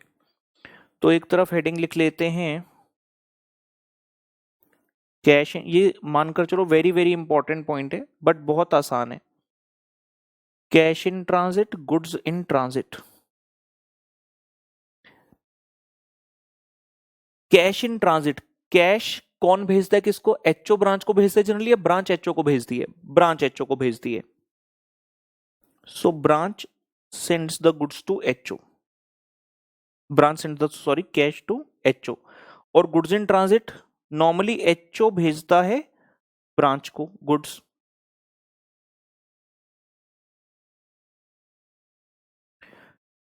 हमें समझना है, अगर क्वेश्चन कहते there is a cash in transit of rupee dash या there is a goods in transit of rupee dash, तो उसका ट्रीटमेंट क्या होगा? ट्रांजिट का मतलब क्या है? पहले तो मान लो ईयर एंड हो रहा है 31 मार्च को, 28 तारीख को गुड्स भेजे गए एचओ के द्वारा ब्रांच को 5 लाख रुपए के, 2-3 इंस्टॉलमेंट, मतलब 2 ट्रक में भेजे गए। एक ट्रक तो 31 मार्च तक पहुंच गया जिसमें 4 लाख का सामान था, लेकिन दूसरा ट्रक जिसमें 1 लाख का सामान था वो ब्रांच को पहुंचा नहीं। तो 31 तारीख को जब हमारे फाइनल अकाउंट्स रेडी होंगे, उस टाइम पर एचओ कहेगा ब्रांच को मैंने 5 लाख के गुड्स भेजे हैं, ब्रांच कहती है हमें तो 4 लाख के मिले हैं, तो 1 लाख के गुड्स क्या है? इन ट्रांजिट है। सिमिलरली मान लीजिए ब्रांच ने एचओ को पैसे भेजे, पैसे भेजे का मतलब चेक लगाया या बैंक ट्रांसफर किया, उसमें से एचओ के बैंक अकाउंट में रिसीव हो गए टिल 31 मार्च डैश अमाउंट, लेकिन कुछ पैसा ऐसा है जो कि अभी तक रिफ्लेक्ट नहीं हो रहा है एचओ के अकाउंट में, लेकिन 1-2 दिन के बाद हो जाएगा। लेकिन जिस दिन फाइनल अकाउंट्स बन रहे हैं, जो ईयर एंड की डेट है, क्लोजिंग डेट है, उस दिन नहीं हुए, तो इसको क्या कहेंगे? Cash in transit. सुनिएगा ध्यान से, मैं कह रहा हूं मान लो ब्रांच ने भेजे 5 लाख रुपए, जिसमें से एचओ को 4 लाख रुपए रिसीव हो गए। 5 लाख रुपए सेंट, 4 लाख रुपए रिसीव्ड। तो इसका इंपैक्ट ये है कि 1 लाख रुपए इज कैश इन ट्रांजिट। समझने की कोशिश, मैं विद लॉजिक बता रहा हूं कि एंट्री कौन करेगा और क्यों करेगा। ब्रांच ने 5 लाख भेजे, ब्रांच तो एंट्री कर चुकी ना 5 लाख की, ब्रांच ने तो 5 लाख भेजे, ब्रांच ने 5 की एंट्री करी, लेकिन एचओ को सिर्फ 4 मिले, तो एचओ ने 4 की ही एंट्री करी।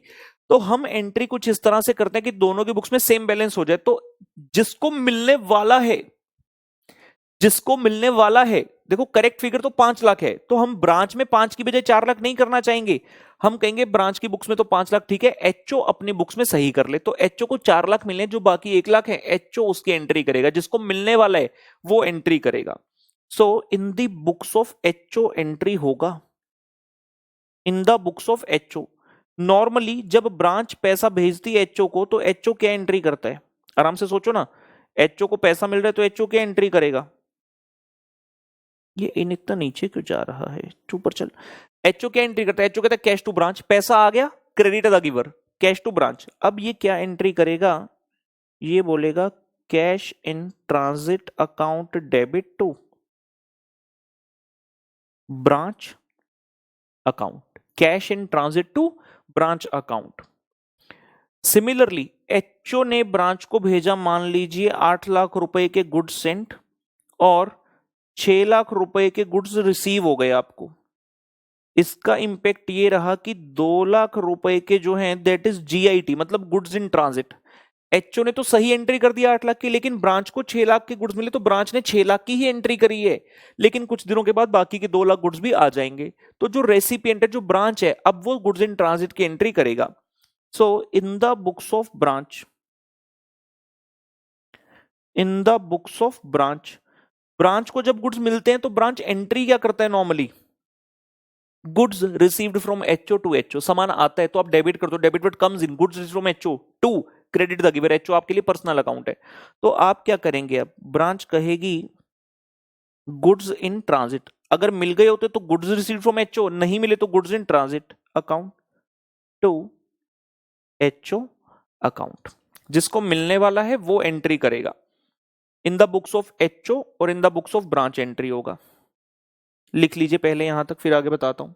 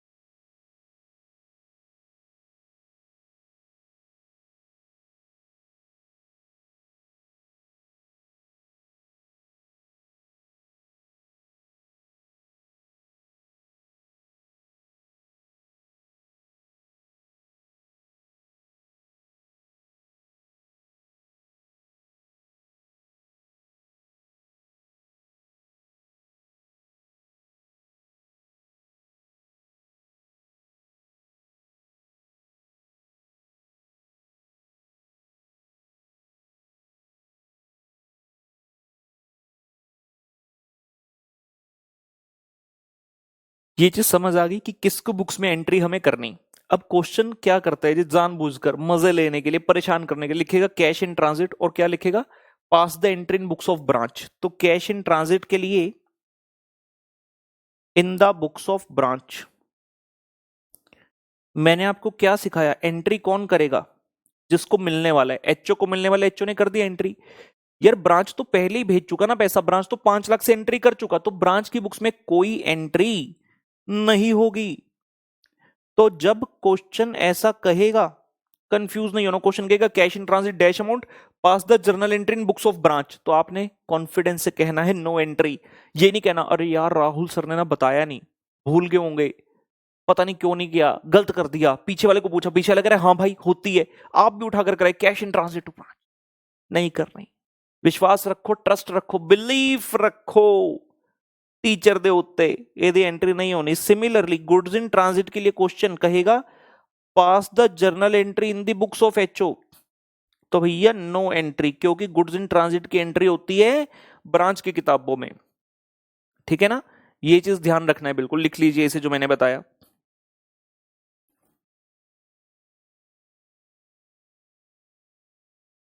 ठीक है, ठीक है, बस बस कह दिया सो कह दिया। आज राम दुहाई, मैं तो सोने पर चढ़ गया, हाय हाय मैं कैसा सीधा साधा, मैं कैसा भोला भाला, टंग टंग टुडुंग टुक टुक टुक। चलिए जी, हम आ रहे हैं क्लास पजल पर बेटा क्वेश्चंस में, starting with the question number 23 हम अपनी क्लास पजल में आ रहे हैं। प्रश्न नंबर 23 हमारे सामने एग्जाम में आया था 2 नंबर का जी, नवंबर 2008 में 2 मार्क्स के लिए पूछा गया ये प्रश्न। कहता जी गुड्स वर्थ ₹50,000, 50,000 रुपए की goods sent by HO, but branch has received till the closing date goods for worth ₹40,000 only. HO ने 50,000 का सामान भेजा, ब्रांच को 40,000 रुपए के गुड्स मिला। क्वेश्चन कहता give journal entry in the books of HO and branch for this goods in transit. कहते हैं जो गुड्स इन ट्रांजिट है कितने के हैं, 50 के भेजे, 40 के मिले, तो गुड्स इन ट्रांजिट कितने, 10,000, तो 10,000 रुपए से एंट्री करनी है। कहता give the journal entry in the books of HO as well as branch. मैंने क्या सिखाया था, किसकी बुक्स में एंट्री होगी, जो रेसिपिएंट है, जिसको मिलने वाला है।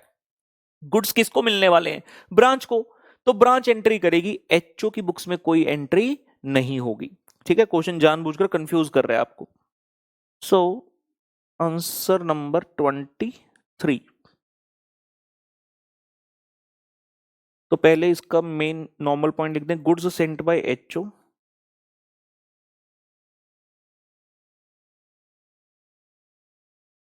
₹50,000 और goods received by branch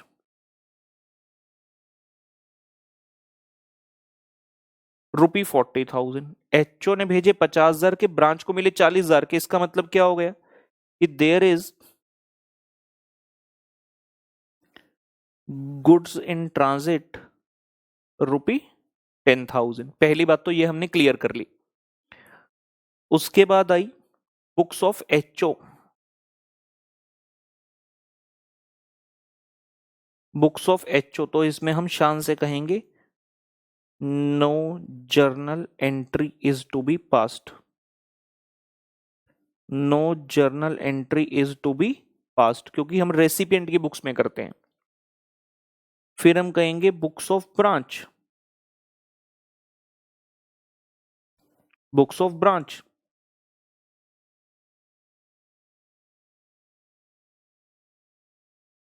date particulars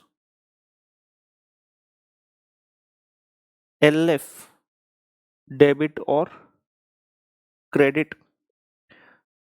तो ब्रांच की बुक्स में एंट्री होगी, ये कहेगा भैया goods in transit account debit to HO account, 10,000 रुपए से एंट्री पास की जाएगी। नोटी नोटी करेंगे।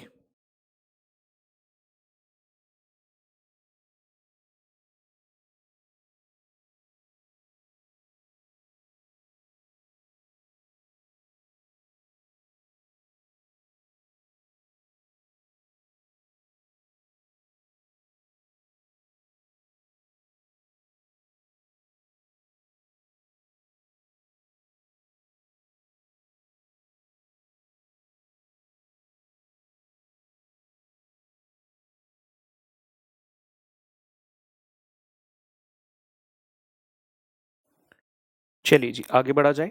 हमारे पास इसके बाद है प्रश्न नंबर, पहले 25 कर रहे हैं जी। 25 नंबर क्वेश्चन एग्जाम में पूछा गया 3 मार्क्स के लिए।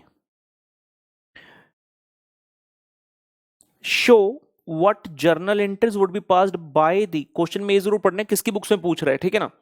कहता by the Jaipur head office to record the following transaction in their books on 31 March 2012 which is the closing date।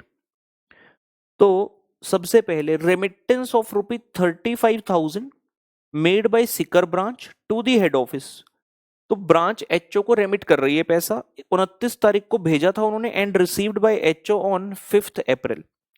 Closing date क्या है 31 मार्च, आपने भेजा 29 को, मिला कब 5 अप्रैल को, तो क्या 31 को मिला था, नहीं, तो 31 को इसकी एंट्री कैश इन ट्रांजिट की होगी। और हमसे पूछ रहा है books of Jaipur head office, तो क्या जयपुर हेड ऑफिस इसकी एंट्री करेगा, बिल्कुल करेगा। कैश इन ट्रांजिट की एंट्री एचओ करता है।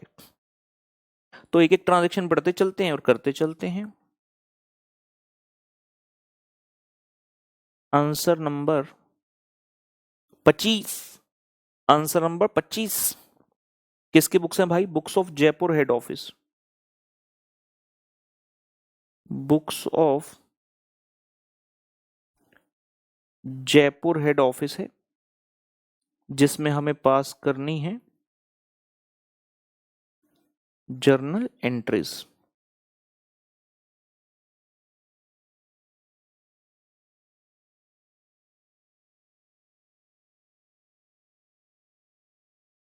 Date particulars LF debit credit, तारीख क्या है 31 मार्च 12।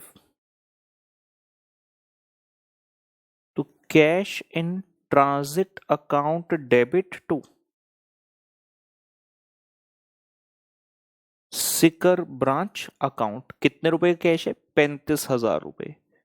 क्वेश्चन कह रहे 35,000 रुपी रेमिट किए थे सिकर ब्रांच ने एचओ को 29 तारीख को, जो कि एचओ को कब मिले 5 अप्रैल को। तो कैश इन ट्रांजिट हो गया और हम ये जानते हैं कि जो रेसिपिएंट है वो एंट्री करेगा, कैश किसको मिलने वाला है एचओ को, तो एचओ एंट्री कर देगा cash in transit to Sikar branch. Branches एक से ज्यादा हो सकते हैं तो ब्रांच का नाम हमेशा लिखना है एचओ की बुक्स में, ठीक है ना। ये हमने पहली ए पॉइंट की एंट्री कर ली, ये हमने ए पॉइंट की एंट्री कर ली। साथ में यहां पर मेंशन करना है तो कर देंगे कि भाई ए पॉइंट की बात हो रही है। बी पॉइंट पर आ गए, बी पॉइंट पर आ गया, ये पढ़ें।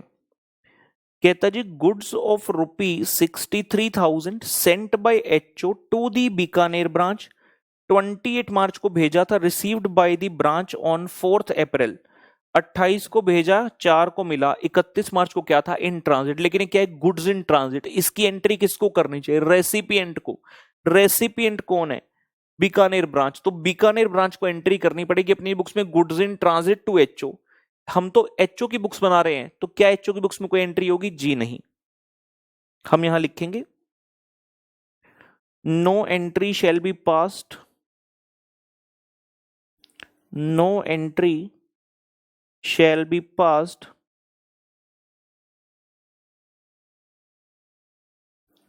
in the books of Jaipur head office for this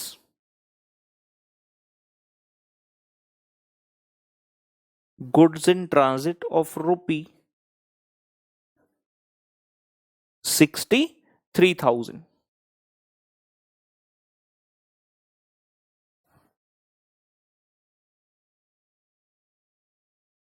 full stop। entry for this shall be passed by the Bikaner branch as entry for this shall be passed by the Bikaner branch as, यहां नहीं लिखते, यहां पर एक star asterisk mark कर दीजिए। Entry for this shell be passed by the Bikaner branch, और यहां पर एस्टरिस्क में लिख देंगे हम बीकानेर ब्रांच क्या एंट्री करेगा, यहां मेंशन कर देते हैं goods in transit account debit to HO account 63,000, ठीक है ना। हम इतना देखो, ये वाली जो ऊपर वाली इंग्लिश है तो जरूर लिख कर आनी है, ये भी कर दोगे तो बढ़िया रहेगा, टीचर को समझ आ जाएगा कि बच्चे ने पढ़ा हुआ है ब्रांच चैप्टर, बच्चों को सारे इसके फंडे आते हैं। तो जो रेसिपिएंट है वो एंट्री करेगा, ऐसा हमने यहां पर तो लिख दिया, no entry shall be passed by HO in its books. और एंट्रीज की कौन करेगा, जो रेसिपिएंट है, जो बीकानेर ब्रांच है। तो बीकानेर ब्रांच एंट्री क्या करेगा वो आपकी इच्छा है, करना चाहे एग्जाम में तो लिख सकते हैं, मैंने करके दिखा दी, goods in transit to HO account 63,000। ये भी हो गया। सी पॉइंट पर आए, तीसरा point, C point, Sikar branch paid ₹30,000 as salary to a visiting HO official. किसका ऑफिशियल था, एचओ को। तो भाई एचओ को सैलरी देनी थी, सीकर ब्रांच ने पे कर दी। आइए देखते हैं। तो 31 मार्च 12 को सी पॉइंट का एंट्री, सोचेंगे आराम से। ब्रांच ने पे किया खर्चा एचओ का, बुक्स किसकी बन रही है, एचओ की। खर्चा किसका है, एचओ का। खर्चा किसका है, एचओ का। तो एचओ कहेगा सैलरी अकाउंट डेबिट। खर्चा मेरा है तो मैं ही कहता ना HO salary account debit to cash, लेकिन टू कैश करने का मौका ही नहीं मिला। टू कैश कौन कर गया, सीकर ब्रांच कर गया। तो हम क्या कर देंगे, टू सीकर ब्रांच अकाउंट। हमने इसे क्रेडिटर बना लिया कि हमने तेरे पैसे देने हैं।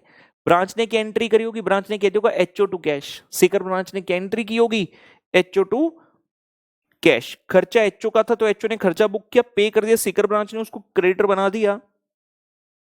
अमाउंट आ गया 30,000 डेबिट और 30,000 क्रेडिट। कंप्लीट करेंगे।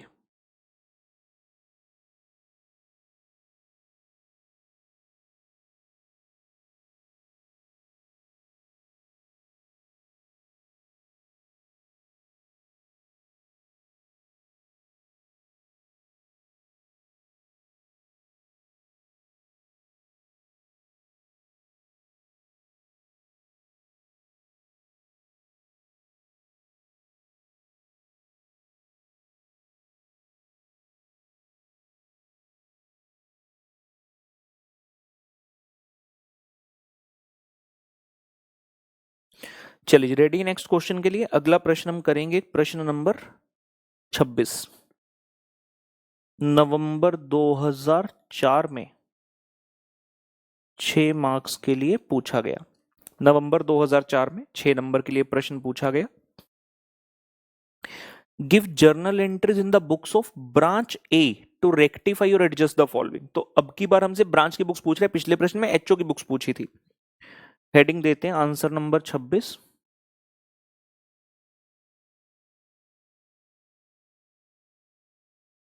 किसकी बुक्स हैं भाई, बुक्स ऑफ ब्रांच ए।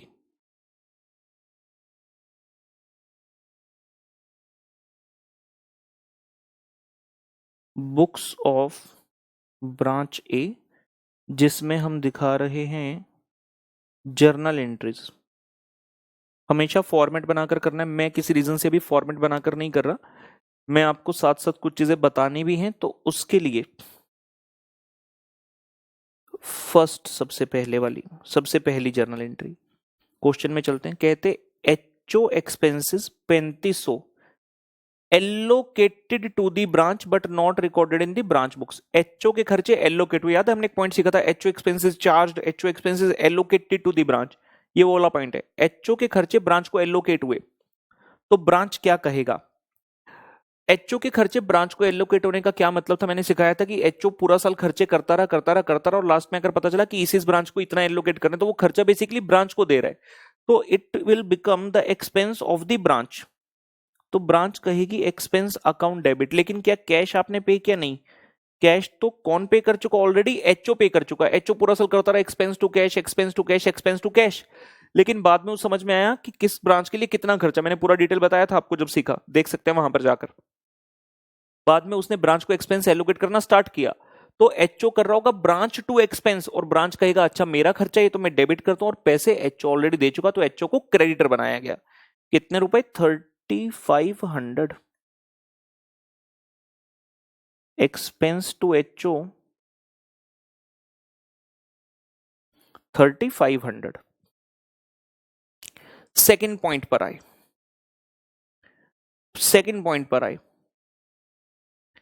कहता जी डेप्रिसिएशन ऑफ ब्रांच एसेट, जैसे डेफिनेशन देखा माइंड में आ जाना चाहिए। पॉइंट नंबर 17 80 सिखाया कि रिकॉर्ड कहां मेंटेन हो रहे, ब्रांच में कि एचओ में। Whose accounts are kept by head office, asset का अकाउंट कहां मेंटेन है, हेड ऑफिस में। और इस एसेट की डेप्रिसिएशन है which was not provided earlier 1500 रुपए।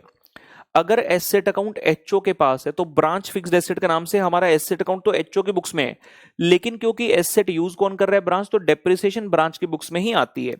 तो हम एंट्री करेंगे पॉइंट नंबर 2 की डेप्रिसिएशन अकाउंट डेबिट, क्योंकि हमसे ब्रांच की बुक्स पूछी है, टू एचओ अकाउंट। और एचओ क्या कह रहा होगा, branch account debit to branch fixed asset account. कितने रुपए है जी, क्वेश्चन कहता 1500 रुपए। अगर बाई चांस एसेट अकाउंट हमारे पास ही मेंटेन हो रहा होता ब्रांच के पास ही, तो ब्रांच कह देती depreciation to fixed asset account.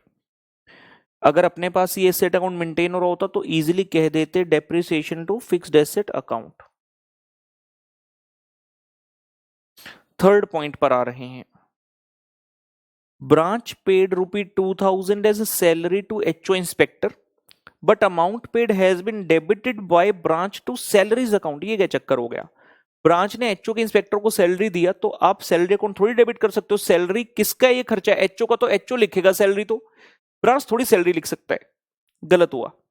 इसमें हम इस तरह से देखेंगे, करेक्ट एंट्री क्या होनी चाहिए थी, रॉन्ग क्या हो गई, तो रेक्टिफाइंग क्या होगी। एग्जाम में तो सिर्फ रेक्टिफाइंग करनी है, मैं अभी सिखाने के लिए बता रहा हूं। करेक्ट एंट्री होनी चाहिए थी, ब्रांच जब करता तो ब्रांच को कहना चाहिए था HO to cash. Branch account क्या, ब्रांच की बुक्स में क्या कर दिया आपने, गलती से कर दिया, क्या लिखा क्वेश्चन है, amount paid has been debited to salaries account. आपने कर दिया सैलरीज अकाउंट टू कैश। आपका खर्चा तो था नहीं, आपने सैलरी को काहे डेबिट कर दिया भाई। ठीक है ना, दोनों तरह से सोच लेते हैं, दोनों तरह से समझ लो मुझसे। तो आप कहोगे सैलरीज अकाउंट गलत डेबिट कर दिया, इसे क्रेडिट कर दो, इफेक्ट नलिफाई हो गया। और जो डेबिट होना चाहिए था उसे डेबिट कीजिए, एचओ डेबिट होना चाहिए था। और यहां से भी देख सकते हैं कैश अकाउंट क्रेडिट होना चाहिए था, कैश तो सही क्रेडिट हो गया, कैश में लोचा नहीं है। एचओ डेबिट होना चाहिए था, नहीं हुआ तो एचओ को डेबिट करो, और सैलरी गलत डेबिट हो गया तो सैलरी को क्रेडिट कर दो। तो इस तरह से इसे समझ सकते हैं।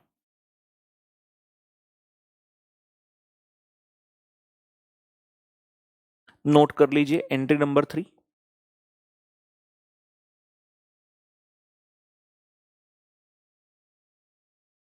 नोट कर लीजिए एंट्री नंबर 3।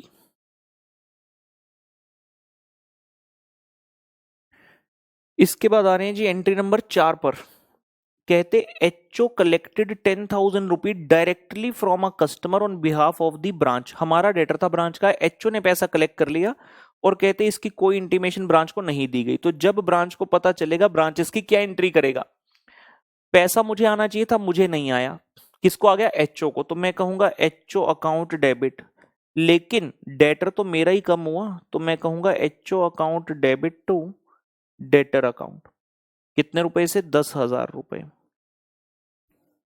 ब्रांच कहेगी HO account debit to debtor account. HO क्या कह रहा होगा, एचओ को पैसा मिला तो एचओ ने तो कैश डेबिट किया होगा, cash debit to branch.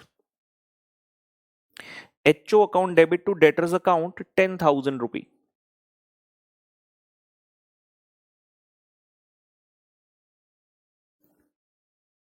Point number 4 खत्म हुआ। पॉइंट नंबर 5 पर आए।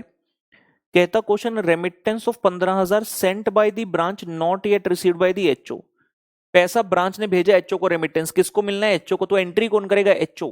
हम किसकी बुक्स बनाने के लिए कहा गया है, ब्रांच की, तो ब्रांच में थोड़ा कोई एंट्री होगी, कैश इन ट्रांजिट है। No entry shall be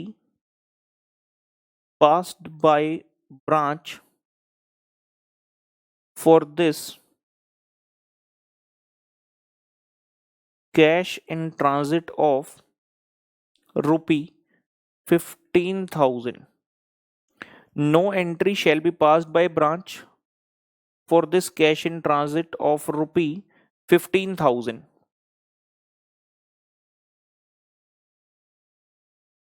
entry by HO, HO करेगा एंट्री, क्या एंट्री करेगा, एचओ कहेगा cash in transit account debit to branch A account. HO कहेगा cash in transit to branch A account. 15,000।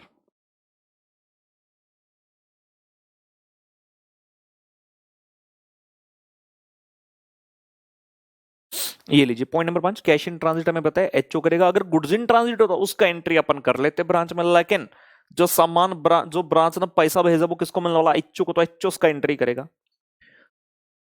मेरी राहें तेरे तक है, इश्क मेरा हाँ तू बेशक है, टिगड़ गिड़ गिड़ साथ छोड़ूंगा ना, टंग टंग टंग टंग टंग टंग। लीजिए जी लास्ट पॉइंट, कहता branch A incurred advertisement expense of ₹3,000 on behalf of branch B. Branch B के बिहाफ पर हमने खर्चा पे कर दिया, एडवर्टीजमेंट एक्सपेंस। इनकर्ड का मतलब हमने पे कर दिया। खर्चा किसका? ब्रांच बी का। हमने कहा था एक ब्रांच की किताब में दूसरी ब्रांच का नाम नहीं आएगा। अगर दूसरी ब्रांच के बिहाफ पर कुछ भी किया, दूसरी ब्रांच से किसी भी तरह की ट्रांजेक्शन की, तो आप उसके नाम के बजाय एचओ का नाम लिखोगे। तो हमने इनकर किया मतलब टू कैश अकाउंट कर दिया, लेकिन खर्चा मेरा नहीं था। अगर मेरा खर्चा होता तो मैं लिखता एक्सपेंस अकाउंट, लेकिन मेरा है ही नहीं, तो हम लिखेंगे एचओ अकाउंट। आइडियली लॉजिकली होना चाहिए ब्रांच बी, लेकिन हमने सीखा एक ब्रांच दूसरी ब्रांच का नाम लिख के आप हमेशा एचओ के थ्रू एंट्री पास करेंगे। तो कितने रुपए का खर्चा किया आपने इनकर किया? 3,000 का। लिख लीजिए। दिल दिल का एतबार क्या कीजिए, दिल तो है दिल, ला ला ला ला ला ला ला ला ला। नोट कीजिए, कंप्लीट कीजिए, नोट कीजिए, कंप्लीट कीजिए, नोट कीजिए। मडर दी रब रब कर दी मैं कर दी।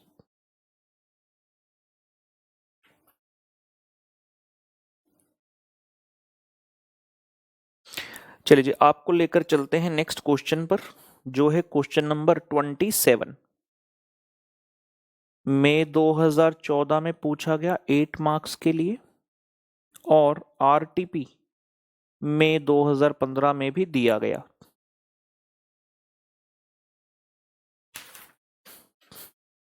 ठीक है। क्वेश्चन कहता pass the journal entries, necessary journal entry sorry, in the books of independent branch of the company wherever required to rectify और एडजस्ट द फॉलोइंग। तो किसकी बुक्स में पूछ रहे हैं? बुक्स ऑफ द ब्रांच में पूछ रहे हैं सिर्फ। तो हम हेडिंग लिख लेते हैं जी, answer number 27,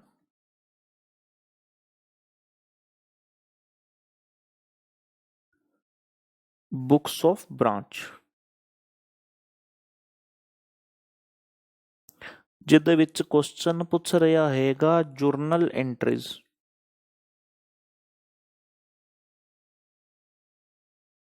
books of branch ਦੇ ਵਿੱਚ journal entry. We will start with the point 1। क्या लिखता है? पॉइंट 1 में है हम, लिखते हैं जी income of ₹2800 allocated to the branch by HO but not recorded branch book. अब तक क्या हो रहा था? खर्चा एलोकेट होता था, खर्चा एलोकेट होता था, तो ब्रांच कहती थी एक्सपेंस अकाउंट डेबिट, क्योंकि एक्सपेंस हमारा हो गया, लेकिन पैसा हमने पे नहीं किया, तो टू एचओ। अब रिवर्स चीज, इनकम एलोकेट हुई है ब्रांच को, तो ब्रांच कहेगी इनकम हो गई मेरी, ब्रांच खुश है, तो इनकम अकाउंट। लेकिन इसका पैसा मुझे नहीं आया, एचओ को मिल चुका, एचओ ने तो मुझे एलोकेट किया, तो हम कहेंगे HO account.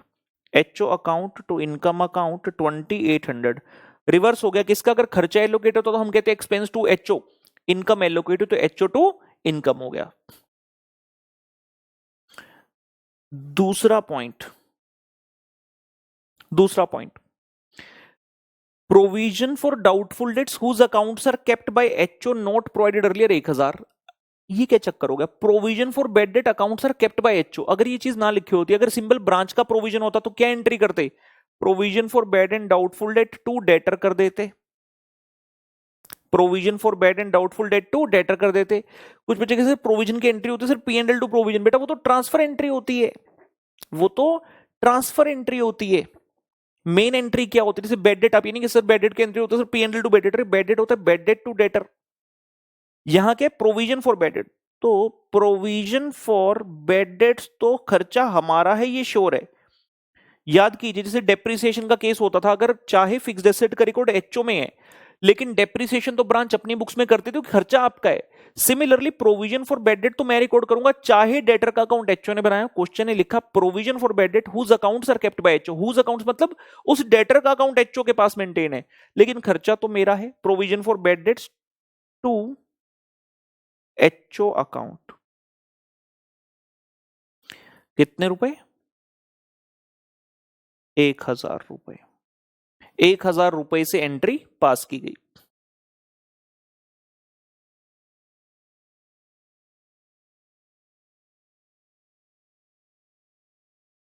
Third point, branch paid 3000 rupees salary to head office manager but amount paid has been debited by branch to salary.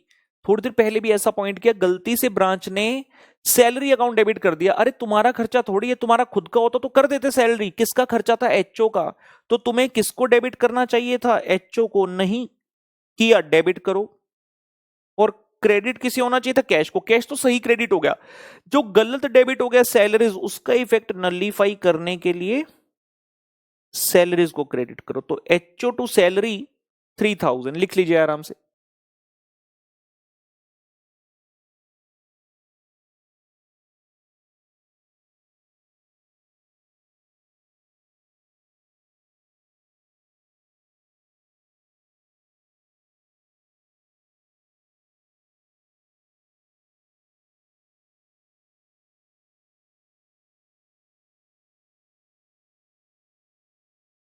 आगे आगे पॉइंट नंबर 4 पर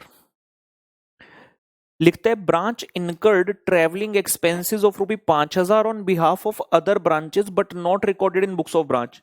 हमने कहा था एक ब्रांच दूसरे ब्रांच के लिए कुछ करेगी, ब्रांच का नाम नहीं आएगा। ब्रांच ने दूसरी ब्रांचेस के लिए ट्रेवलिंग एक्सपेंस कर दिया 5000, तो कैश आपका गया, लेकिन आप ब्रांच को डेबिट नहीं करोगे, आप एचओ को डेबिट करोगे। खुद का खर्चा होता तो कह देते ट्रेवलिंग एक्सपेंस टू कैश, दूसरे के लिए किया तो एचओ टू कैश 5000 रुपए लिख लीजिए। एचओ टू कैश 5000 रुपए। फिफ्थ पॉइंट कहता रेमिटेंस ऑफ 1.5 लाख रुपए sent by the branch not received by HO on the date of reconciliation. हमने 1.5 लाख रुपए भेजे थे ब्रांच ने एचओ को, एचओ को नहीं मिले। हम किसकी बुक्स बना रहे हैं? Books of branch. क्या ब्रांच की बुक्स में एंट्री होगी कैश इन ट्रांजिट की? ना। किसकी बुक्स में होती है? एचओ की। तो हम लिखेंगे no entry shall be passed by branch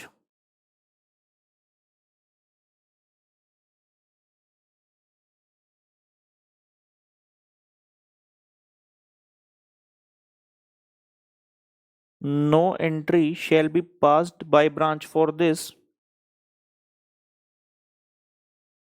cash in transit of rupee 1,50,000। Entry कौन करेगा? एचओ।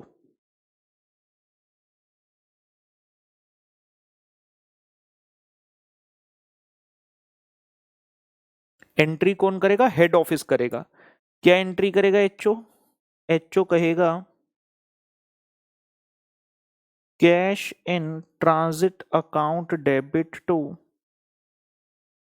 ब्रांच अकाउंट 1.5 लाख रुपए। एचओ कहेगा cash in transit to branch account. इसकी एंट्री ब्रांच नहीं करेगी, एचओ करेगा। जिसको मिलने वाला है एंट्री वो करता है। लिख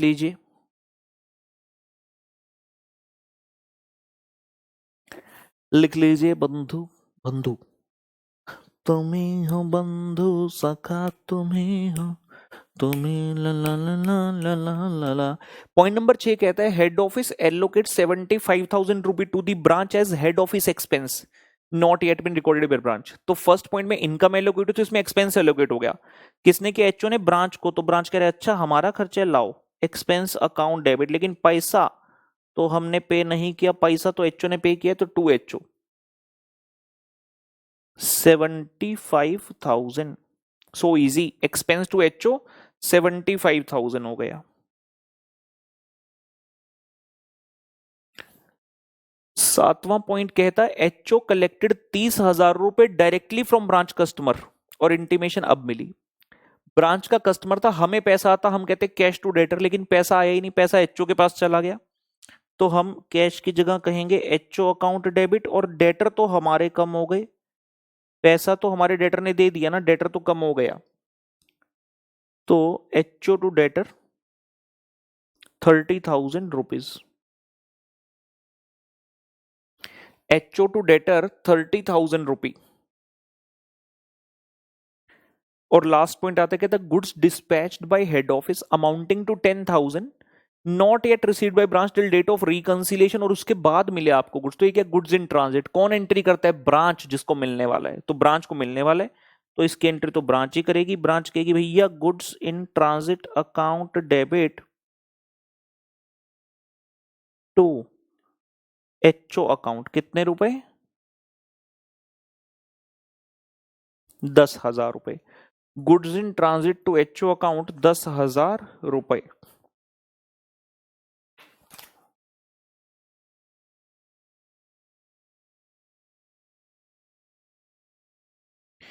होमवर्क के लिए कुछ क्वेश्चंस लेंगे। क्वेश्चन नंबर है 15 नंबर क्वेश्चन, मई 2007 में 2 मार्क्स के लिए पूछा गया, कॉन्सेप्ट नंबर 7 से। क्वेश्चन 16 भी कॉन्सेप्ट नंबर 7 से, नवंबर 2011 में पूछा गया पुत्र जी, 5 मार्क्स का।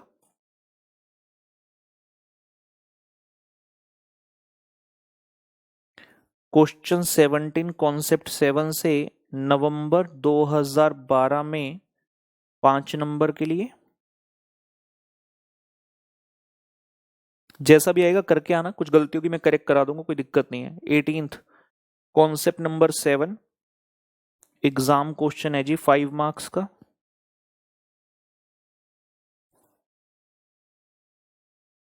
19 number concept 7 again exam question for 5 marks.